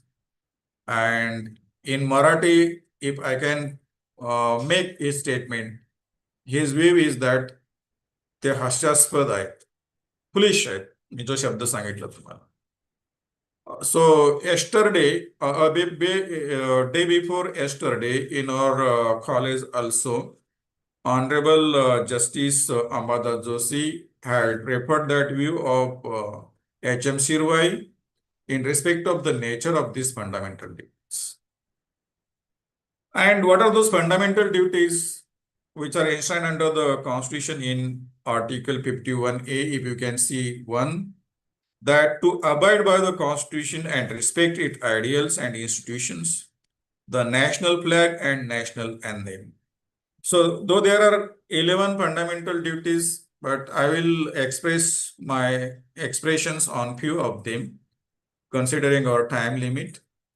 So first duty, I believe, is very, very, very important, because Constitution says that it is fundamental duty of all citizens, every citizen, they have used the word every citizen, to abide by the Constitution and respect its ideals. So we have the ideals of our Constitution as justice, liberty, equality, fraternity, the sovereignty, the democratic nature of state, socialism, secularism, republic nature of our state, and dignity of individual, unity and integrity of nation. So first duty of ours is to abide by the Constitution and respect these all ideals. And the institutions which are established under the Constitution.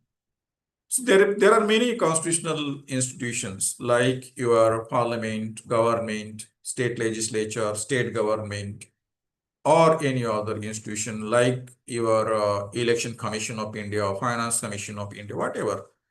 Our duty is that as they are the creation of the Constitution and as we have to abide by the Constitution, so we need to respect as a member of the democratic country these all institutions. Along with that, national flag and national anthem, these are the identity of our nation, right? And our Constitution says that this is our fundamental duty.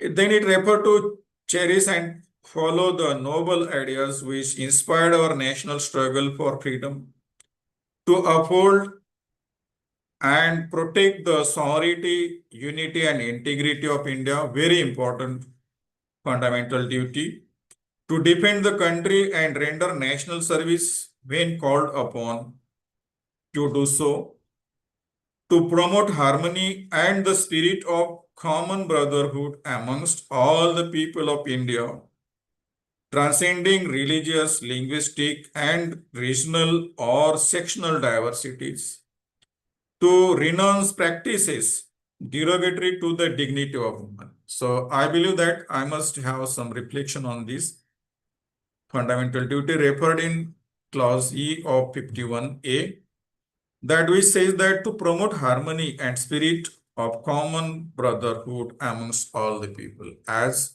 Baba Sahib Ambedkar had referred to the fraternity, right? So brotherhood is that thought. So it is the need of our, I believe. I have also already talked on the same, that what is importance and requirement of the fraternity of the present time. So considering the transitional phase of our country, presently speaking, politically or religiously or socially or economically, we are in that requirement that to promote harmony. So it is obligation on us as a citizen, as a responsible member of with the people of India, that to see how the harmony and the spirit of common brotherhood amongst all of us can be promoted. Though we have diversities, and I have already told you that for the nation, oneness is important. You should have one history, one territory, one language, one culture, one race, one food culture, one everything. But we have diversities. And when India, considering such kind of the diversities, will be the successful nation, if we can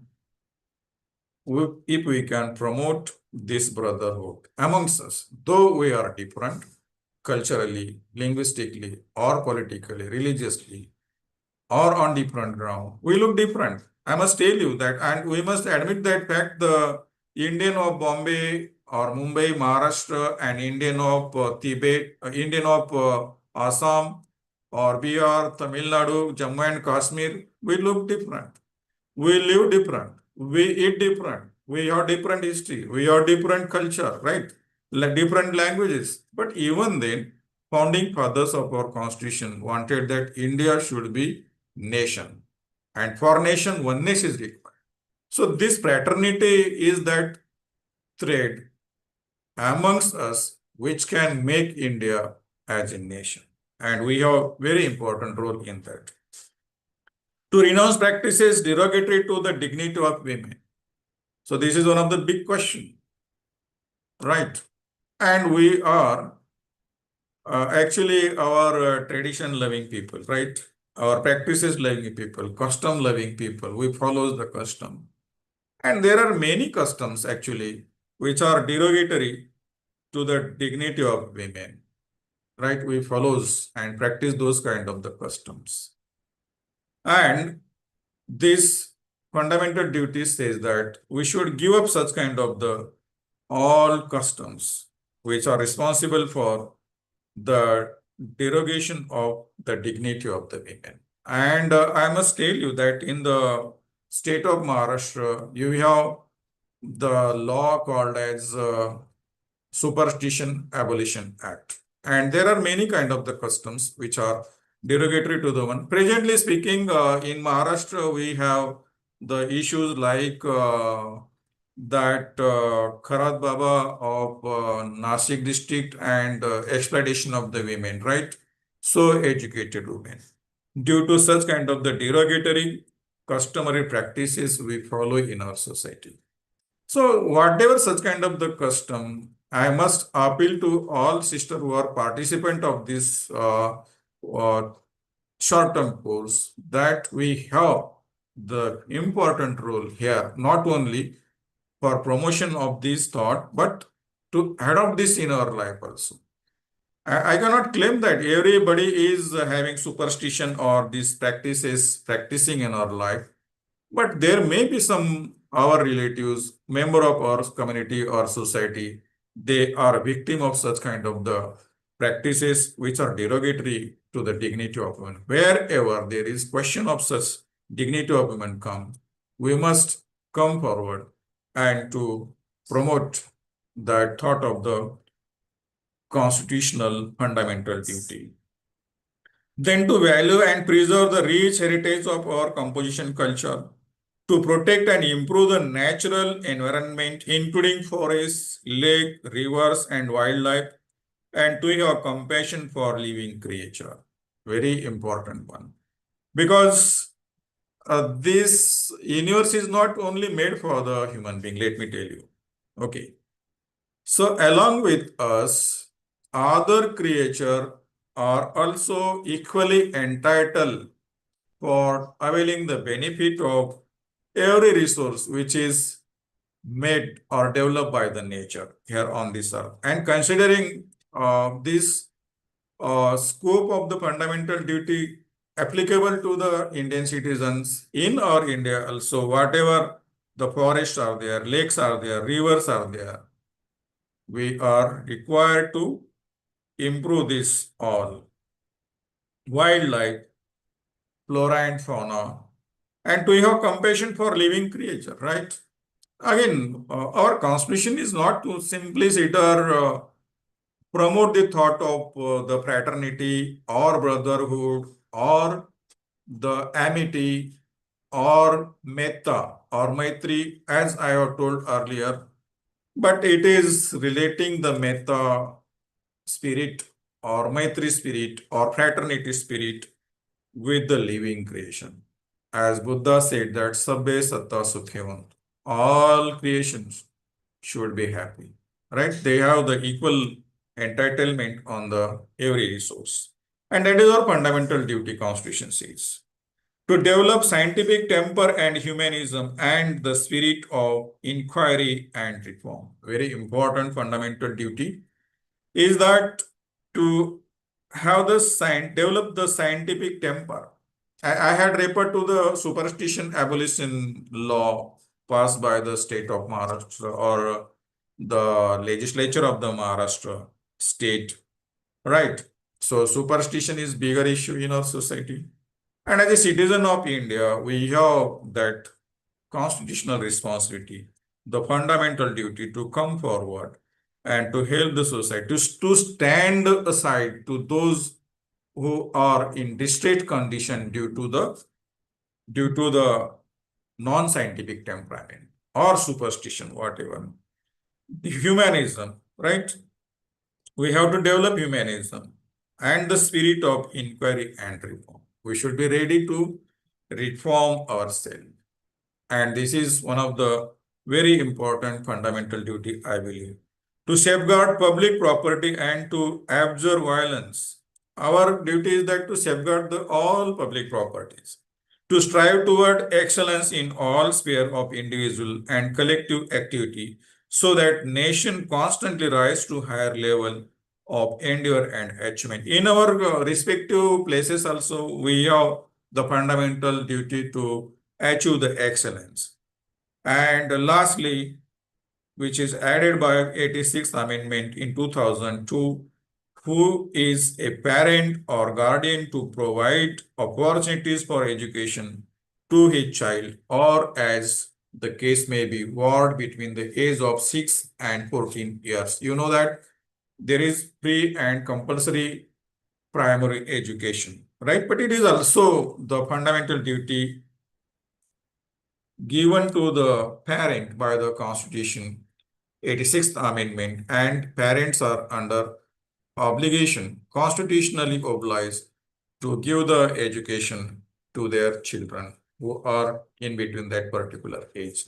Now, there are some development I must bring in front of you in respect of the fundamental duties that after these fundamental duties, again, in the year 1999, there was establishment of Justice Verma Committee, and they had given recommendations in respect of how there will be success to the fundamental duties. As this become the matter of debate, you know, that they are not enforceable, they are left for the wisdom of the citizens, or they are just like a moral, they may be followed or not, right? But government had thought that how that will be implemented successfully and positively. So Justice Verma committee report says that these fundamental duties refers to the value of part of Indian traditions. So they had referred these fundamental duties to the Indian traditions, mythology, religions, and practices. So these are few aspects they have considered important, and they believe that these fundamental duties are referring toward the value of this. And it is very good thing, right? A good thing for the country like ours, which is the secular country. We have different religion, right? We have different practices, different kind of the mythology, spirit, and tradition. So that refer to those kind of the everything. And due to that reason, they become very important accordingly. And they are essential to create public awareness. So what is requirement of the time they believe? Because of the nature of them.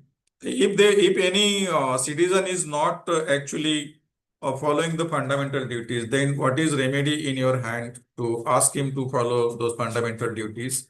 So they have considered that also, and they believe that there is requirement of creation of the public awareness so that citizen will be made aware of the fundamental duties and their role into promotion of these fundamental duties. However, they have the view that there are many laws and legal provisions exist for implementation of fundamental duties. If you can see those kind of the laws, for example, National Anthem Act and other act, which actually compels us to follow the provision of those kind of the laws, which are relevant to the fundamental duties, right? And they have given some list of the 113 judgment of the Supreme Court of India, wherein Supreme Court of India have tried to give the life to these fundamental duties. And accordingly, Verma committee believe that they are enforceable through some laws, though they are not enforceable under the constitutional provisions. You know that there was one again controversial committee we had established, particularly by the leading of Bharatiya Janata Party government of Atal Bihari Vajpayee, and they had established the National Commission to review the working of the Constitution. And that commission also referred to the fundamental duties, and they had recommended something to be implemented for the successful implementation. You can see this report of the NCRWC in the B. Shivrao's second edition by Subhas Kashyap, Framing of India's Constitution. Okay, volume 5, page number 333. So they had referred to some recommendation. There are total 7 recommendations given by NCRWC. For what reasons? For the purpose to see that how these fundamental duties will be positively implemented. And accordingly, they say that there should be the sensitization of the people on the spirit of these fundamental duties. There should be reform of the whole process of education. They wanted that this should be imparted through education. And they wanted to make duty to vote and to pay the taxes as one of the fundamental duty of the citizen. They have particularly given emphasis on the implementation of the recommendation given by Justice Verma Committee. And they wish to add 2 more fundamental duties into this list, that is about the family values and responsible parenthood. So considering, because family values, whatever the values in our family, ultimately that reflect into the national family, right? And if you have the responsible parenthood, so we can consider our parenthood so as to develop our nation. Industry, and they wanted to make the employers responsible, duty bound to provide the education to the children of the employees of their industry or the factories. So these are some development about the fundamental duties which are enshrined under the Constitution.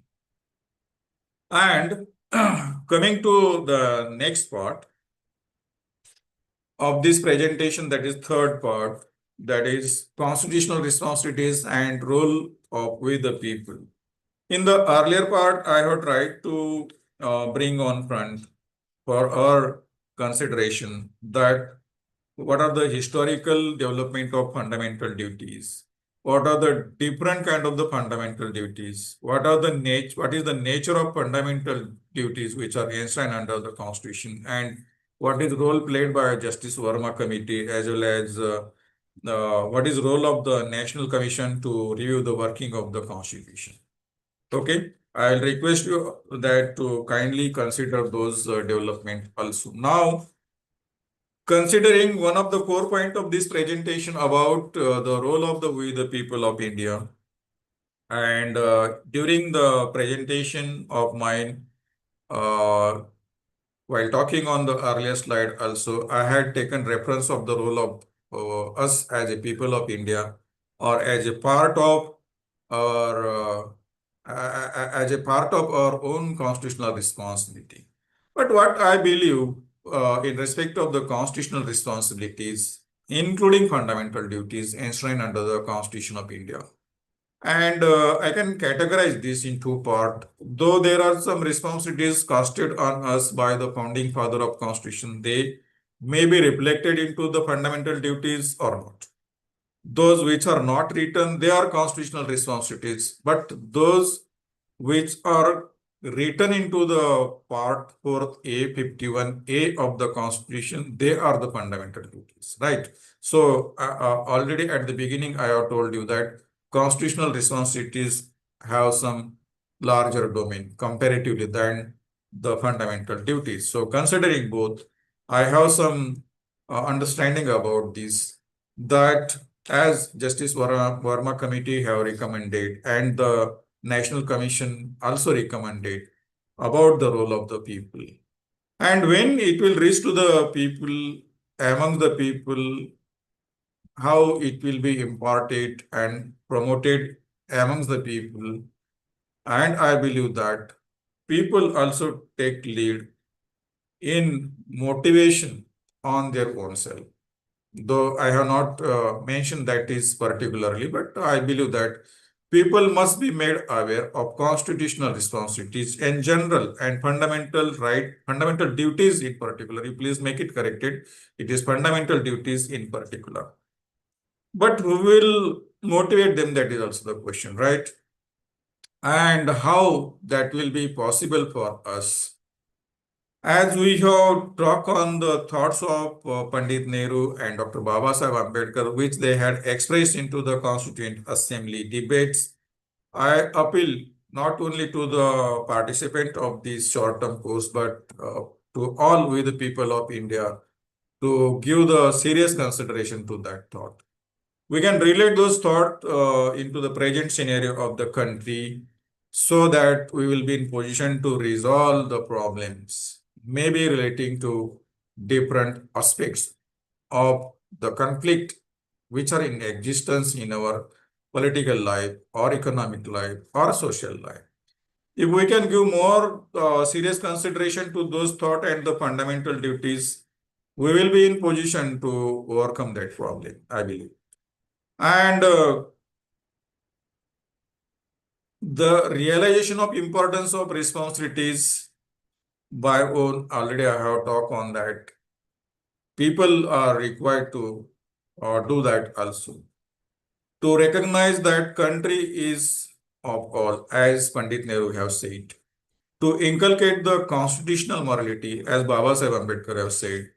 To defend our freedom, democracy and nation into such kind of the transitional phase where the nation is presently going through, and to consider nation above the creed. What I believe is that the last point is one of the very important one for me for the present discussion, because today we have that threat that we are made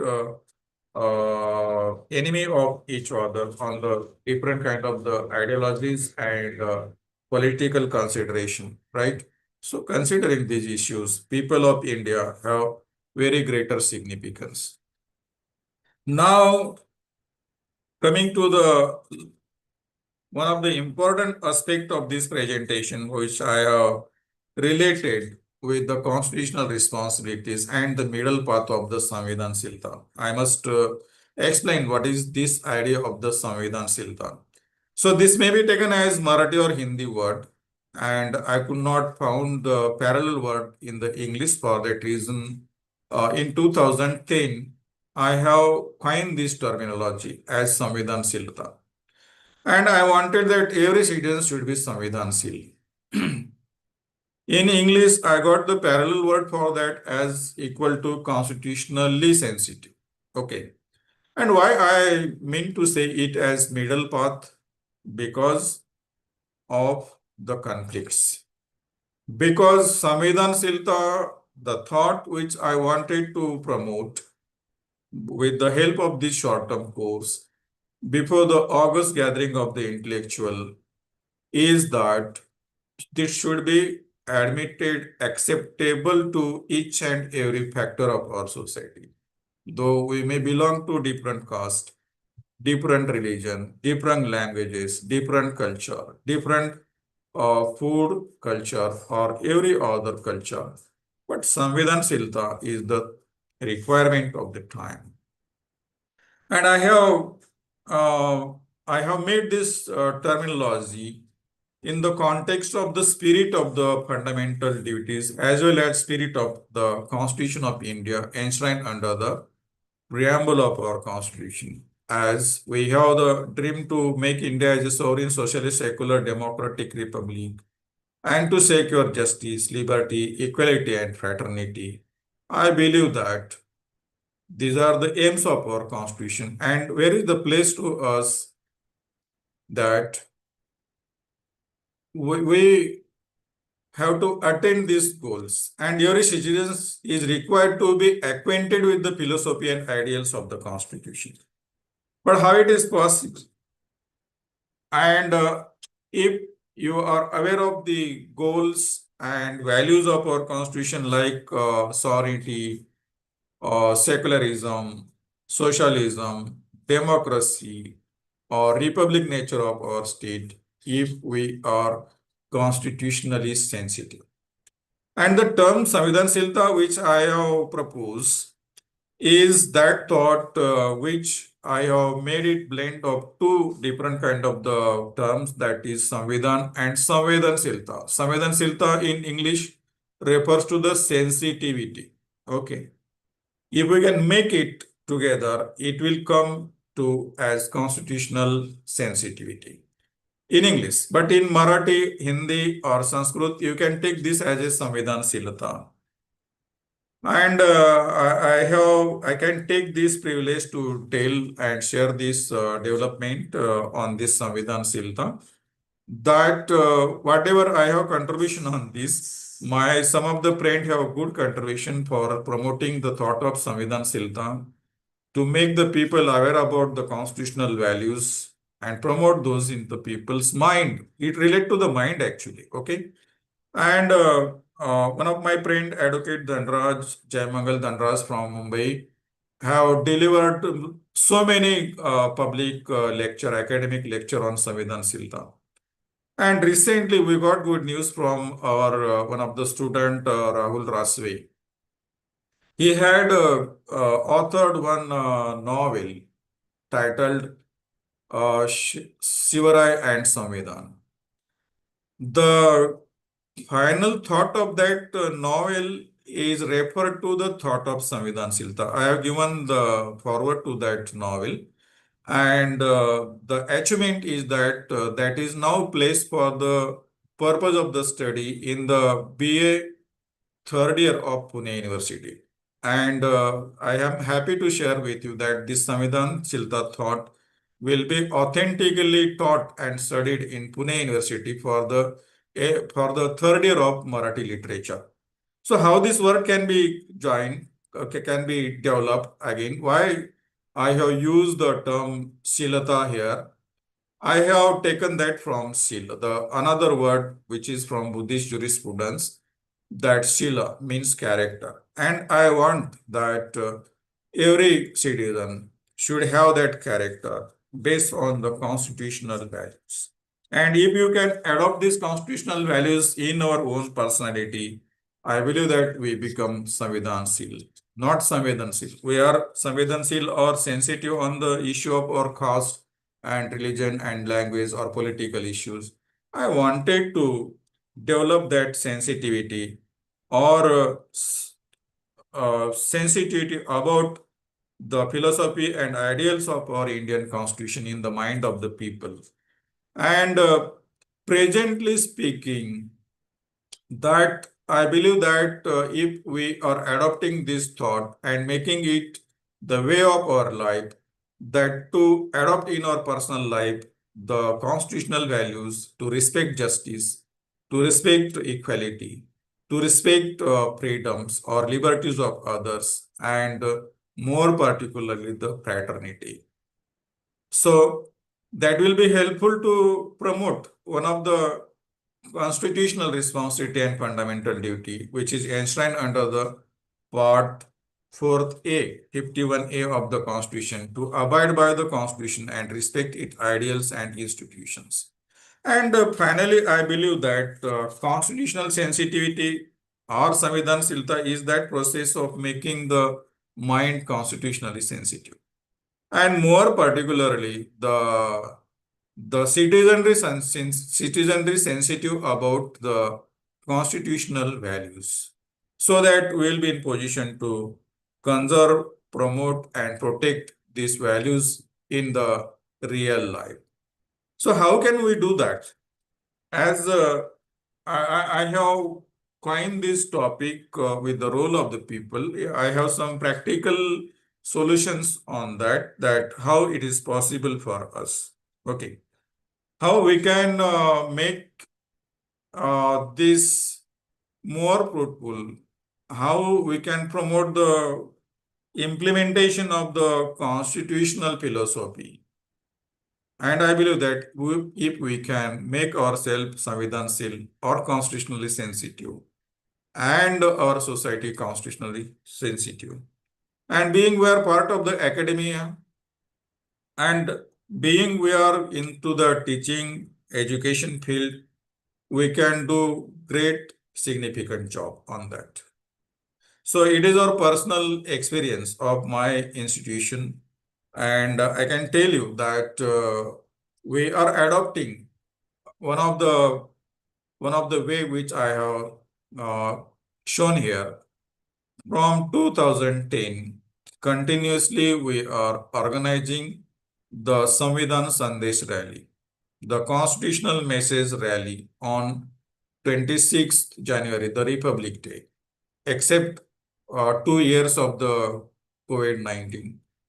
With what objectives?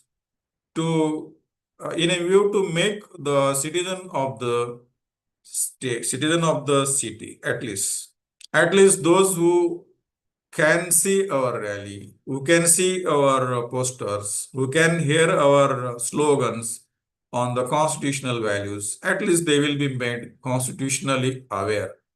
And I believe that they will be the people who can become the constitutionally sensitive if there is anything comes in respect of the values of the Constitution. So as a faculty, we can do that.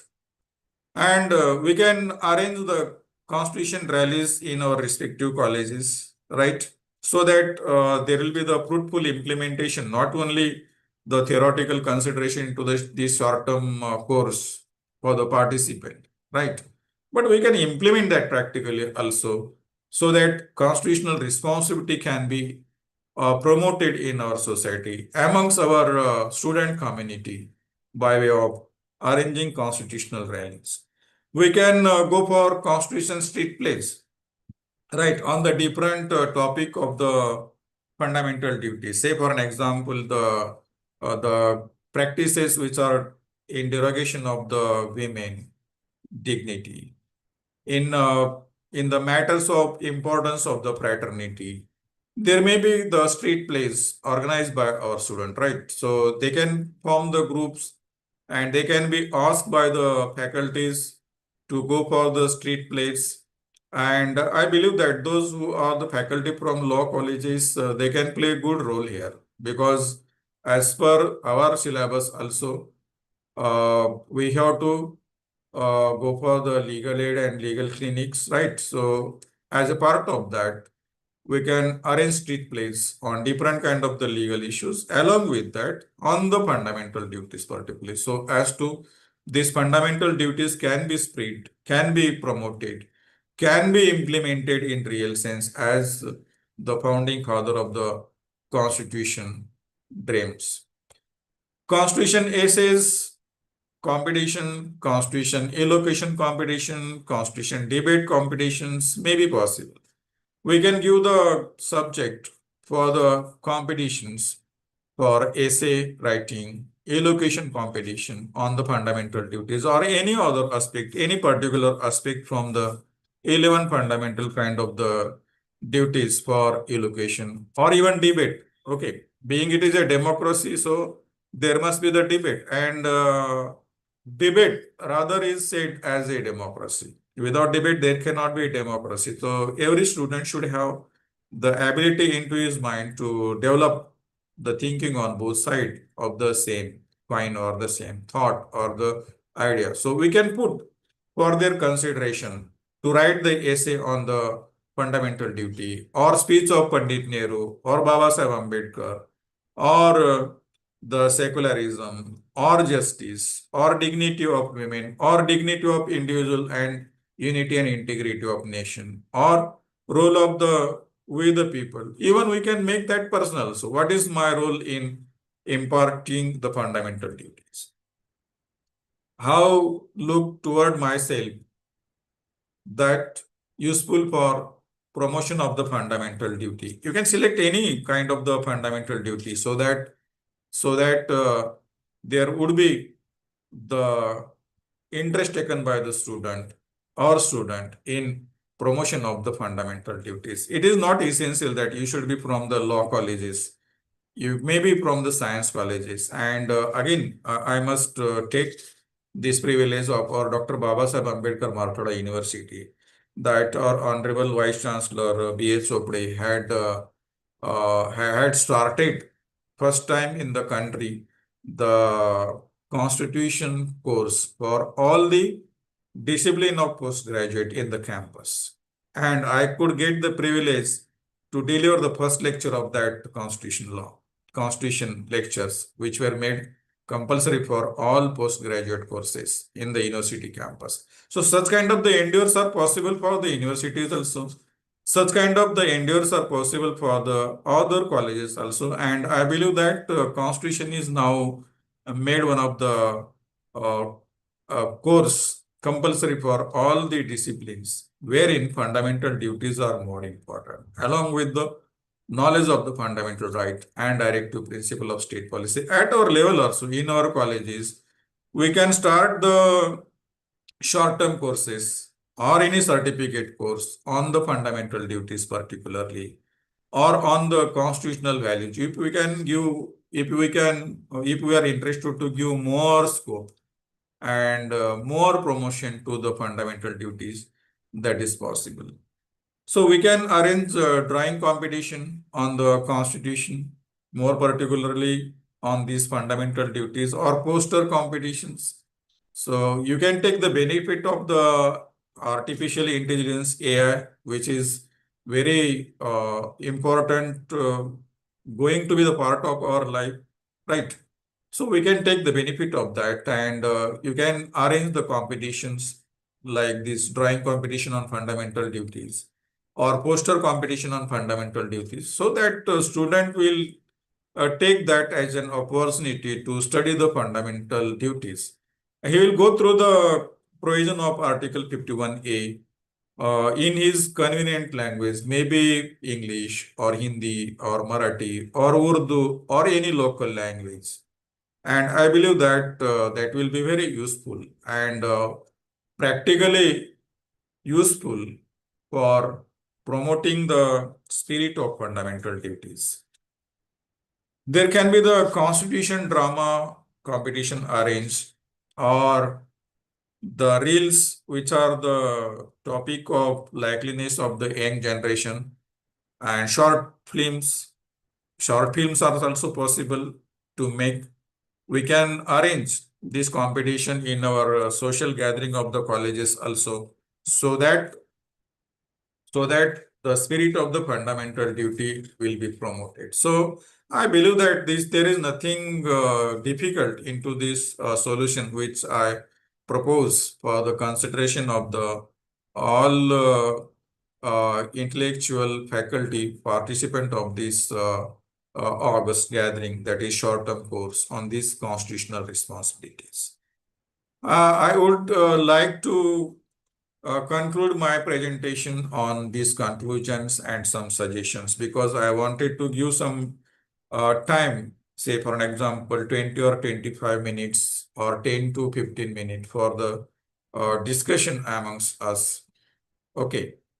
So finally, I believe that the constitutional responsibility is one of the very important factor considering the past, present, and future of India as a nation. So as we have studied thoughts of Pandit Nehru and Baba Saheb Ambedkar, so earlier India was united and integrated nation, comparatively larger than present India. Very recently, we had partition of India into India and Pakistan. Before that, many other territories were separated from India. And considering the oneness of India, considering the nation building of India, I believe that it is one of very important idea. And I must congratulate the University Grant Commission and Dr. Baba Saheb Ambedkar Marathwada University, and particularly our coordinator, Professor Dr. Nandita Patil Madam, to consider this important area for one of the area for this short-term course on the constitutional responsibility. The people of India has significant role in success of constitutional responsibilities and need to adhere with. Merely simplicity or reading the fundamental duties or having knowledge of the constitutional responsibilities and fundamental duties will not serve our purpose. I believe that we need to adhere with that. As Constitution says that we have to abide by the Constitution, so we can try for that.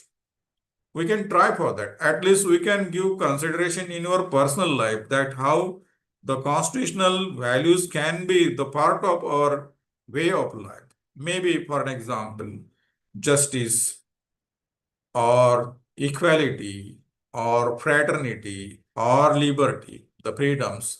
Whenever I become the part of the public, or whenever I will be in my public life, so I should have these values in my personality. I mean to say that I must be the constitutionally sensitive. I must be Samvedanshil on the values of the Constitution. I must deal with each other with the feeling of fraternity. I must respect the dignity of other my co-fellow brothers and sisters. I must behave with everybody with justice. I must respect the equal status of my own brother, which is in front of me or adjacent to me, maybe in your bus stand, or maybe at railway station, or in your college, colleagues, student community, right? Nobody is inferior, nobody is superior. That must be the thought in our personality. And we must respect our liberties also. As I have the liberty of the thought, expression, belief, and faith, fundamental freedom of my own religion. So equally that is available to others. The constitutional responsibility on us according to the fundamental duty is that we must respect those kind of the fundamental duties so far as the religion is concerned, so far as dignity of women is concerned, so far as the dignity of our own brothers and sisters are concerned in our society, right? We must treat everybody as our own brothers and sisters.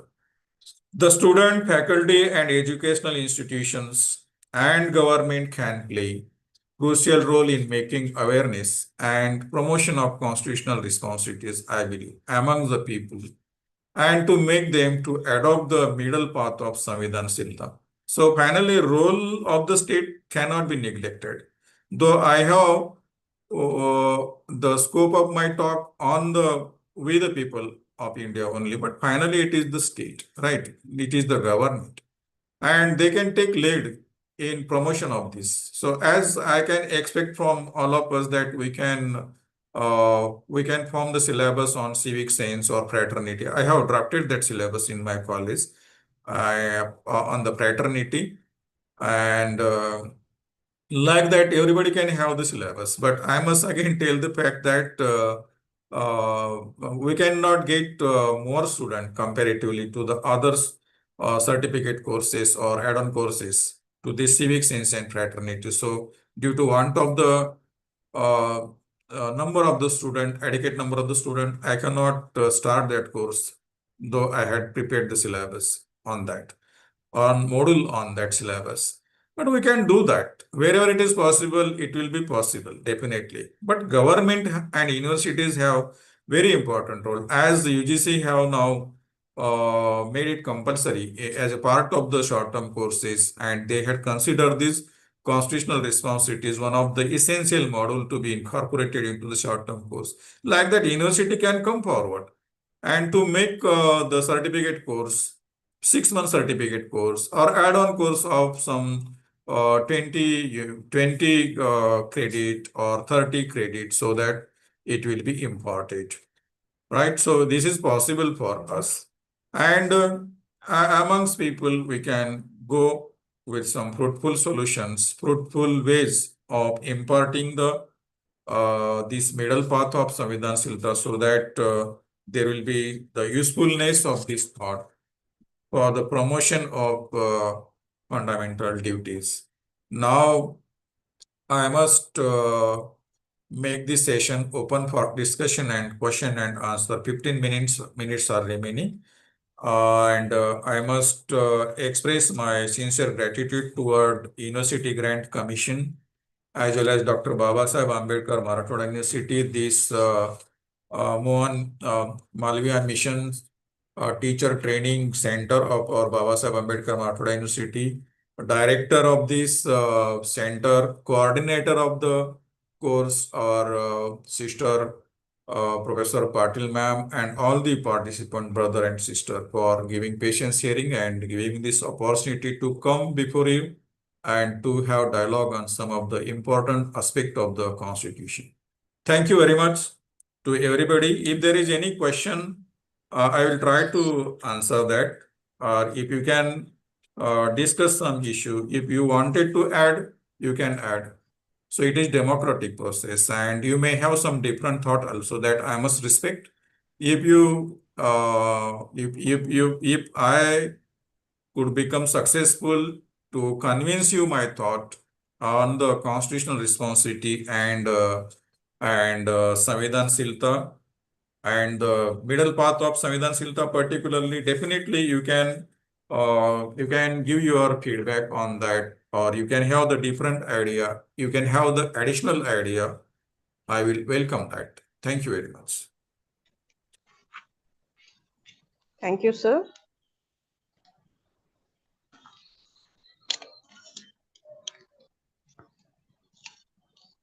Yes, the participants, any question? Yes, ma'am. Yes. Okay. Firstly, I would like to thank you, Morris sir, for enlightening us on such an important issue. You are welcome, sir. Sir, I would like, sir, I would like to ask that recent agitation has been took place at Jantar Mantar. I think our Indian youth has marching towards Samvidanshilta. What you have that Samvidanshilta should be inculcated in governmental machineries. So, what are your suggestions in this regard? Because I am thinking that there is a lacking of Samvidanshilta in governmental machinery. Okay, I'll request you to kindly consider it as a Samvidhanshilata and not Samvedanshilata, Yes. okay? Yeah. You have corrected yourself. Thank you for that. And thank you for the appreciation to this thought, which I could develop with the support of academia, the friend like you. I must refrain from talking on the issue which you want to bring into the discussion into this short-term course. Please Yes, sir. kindly consider us as a academic here, right? So we cannot take any stand in favor of the Andolan being taken place at Jantar Mantar or in favor of the government. And our duty is that to be the impartial so far as the part of the academics is concerned, and more particularly the Samvidhanshil individual, the responsible academic is concerned. So that is my request. Yes, please refrain from asking such questions. Stick to the discussion which sir has started.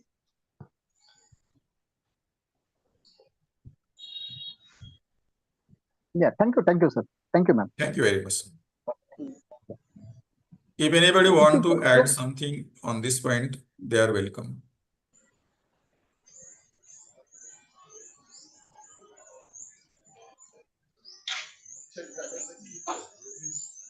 Sir, if you share your PPT, that will be beneficial for our participants.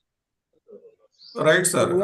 I will be handing over this PPT to the center itself. Okay, ma'am, we make you available. Okay, sir. Thank you. We'll do that.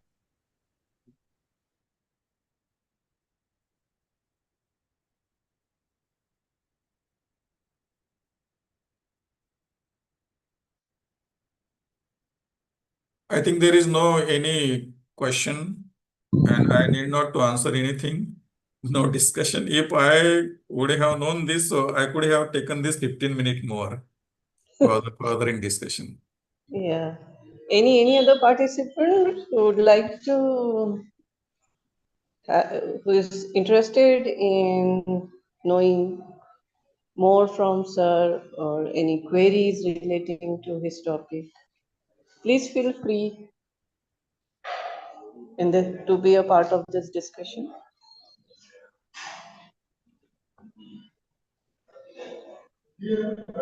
No one? Okay, no issue. Can we conclude here, ma'am? Yeah, the one who is supposed to do vote of thanks, uh,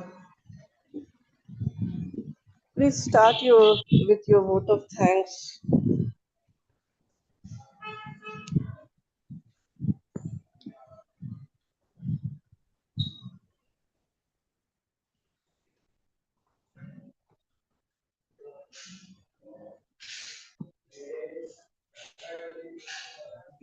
For vote of thanks, Yes, ma'am, who's- I'm doing it.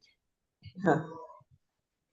Okay, good evening, respected Professor C. Krishan Niruvati More, sir. I am Dr. Bindia Rai from the ICFA University, Sikkim. I'd like to take this privilege to propose the vote of thanks on this second session. First and foremost, I express my heartfelt gratitude to our esteemed guest speaker, Professor Sri Kisan Niruvati Morisar, for delivering such an enlightening and intellectually stimulating lecture on constitutional responsibilities and with the people, thinking on the middle path of Samvidhanshilta. Sir, your insightful reflections remind us that the Constitution is far more than a legal documents, it is the moral and the democratic foundations of our republic. You emphasize on Samvidhanshilta, constitutional sensitivity, encourage us to move beyond the discourse centered only on the rights and to embrace our constitutional responsibilities with equal commitment. Your lecture has inspired us to reflect on how constitutional values should shape our everyday actions, public life, and democratic engagement. And today's lectures also reminded us of the extraordinary vision of Dr. B.R. Ambedkar, the principal architect of our constitution, who envisioned not merely a political democracy but a social democracy, who founded the ideas like liberty, equality, fraternity. Equally, we recall the enduring contributions of Pandit Jawaharlal Nehru, whose resolutions laid the philosophical foundations of our Constitution and later found the expressions in the preamble. Together, the vision of Ambedkar and the Nehru continues to guide India's constitutional journey, reminded us that the democracy flourishes only when constitutional values are practiced in both letter and spirit. So, I like to take this opportunity to express my sincere gratitude to the organizing committee as well for their meticulous planning and dedications for organizing this STP. And finally, I extend my sincere gratitude to everyone who are present today, all the participants. And with these words of gratitude, I would like to conclude my vote of thanks. Thank you.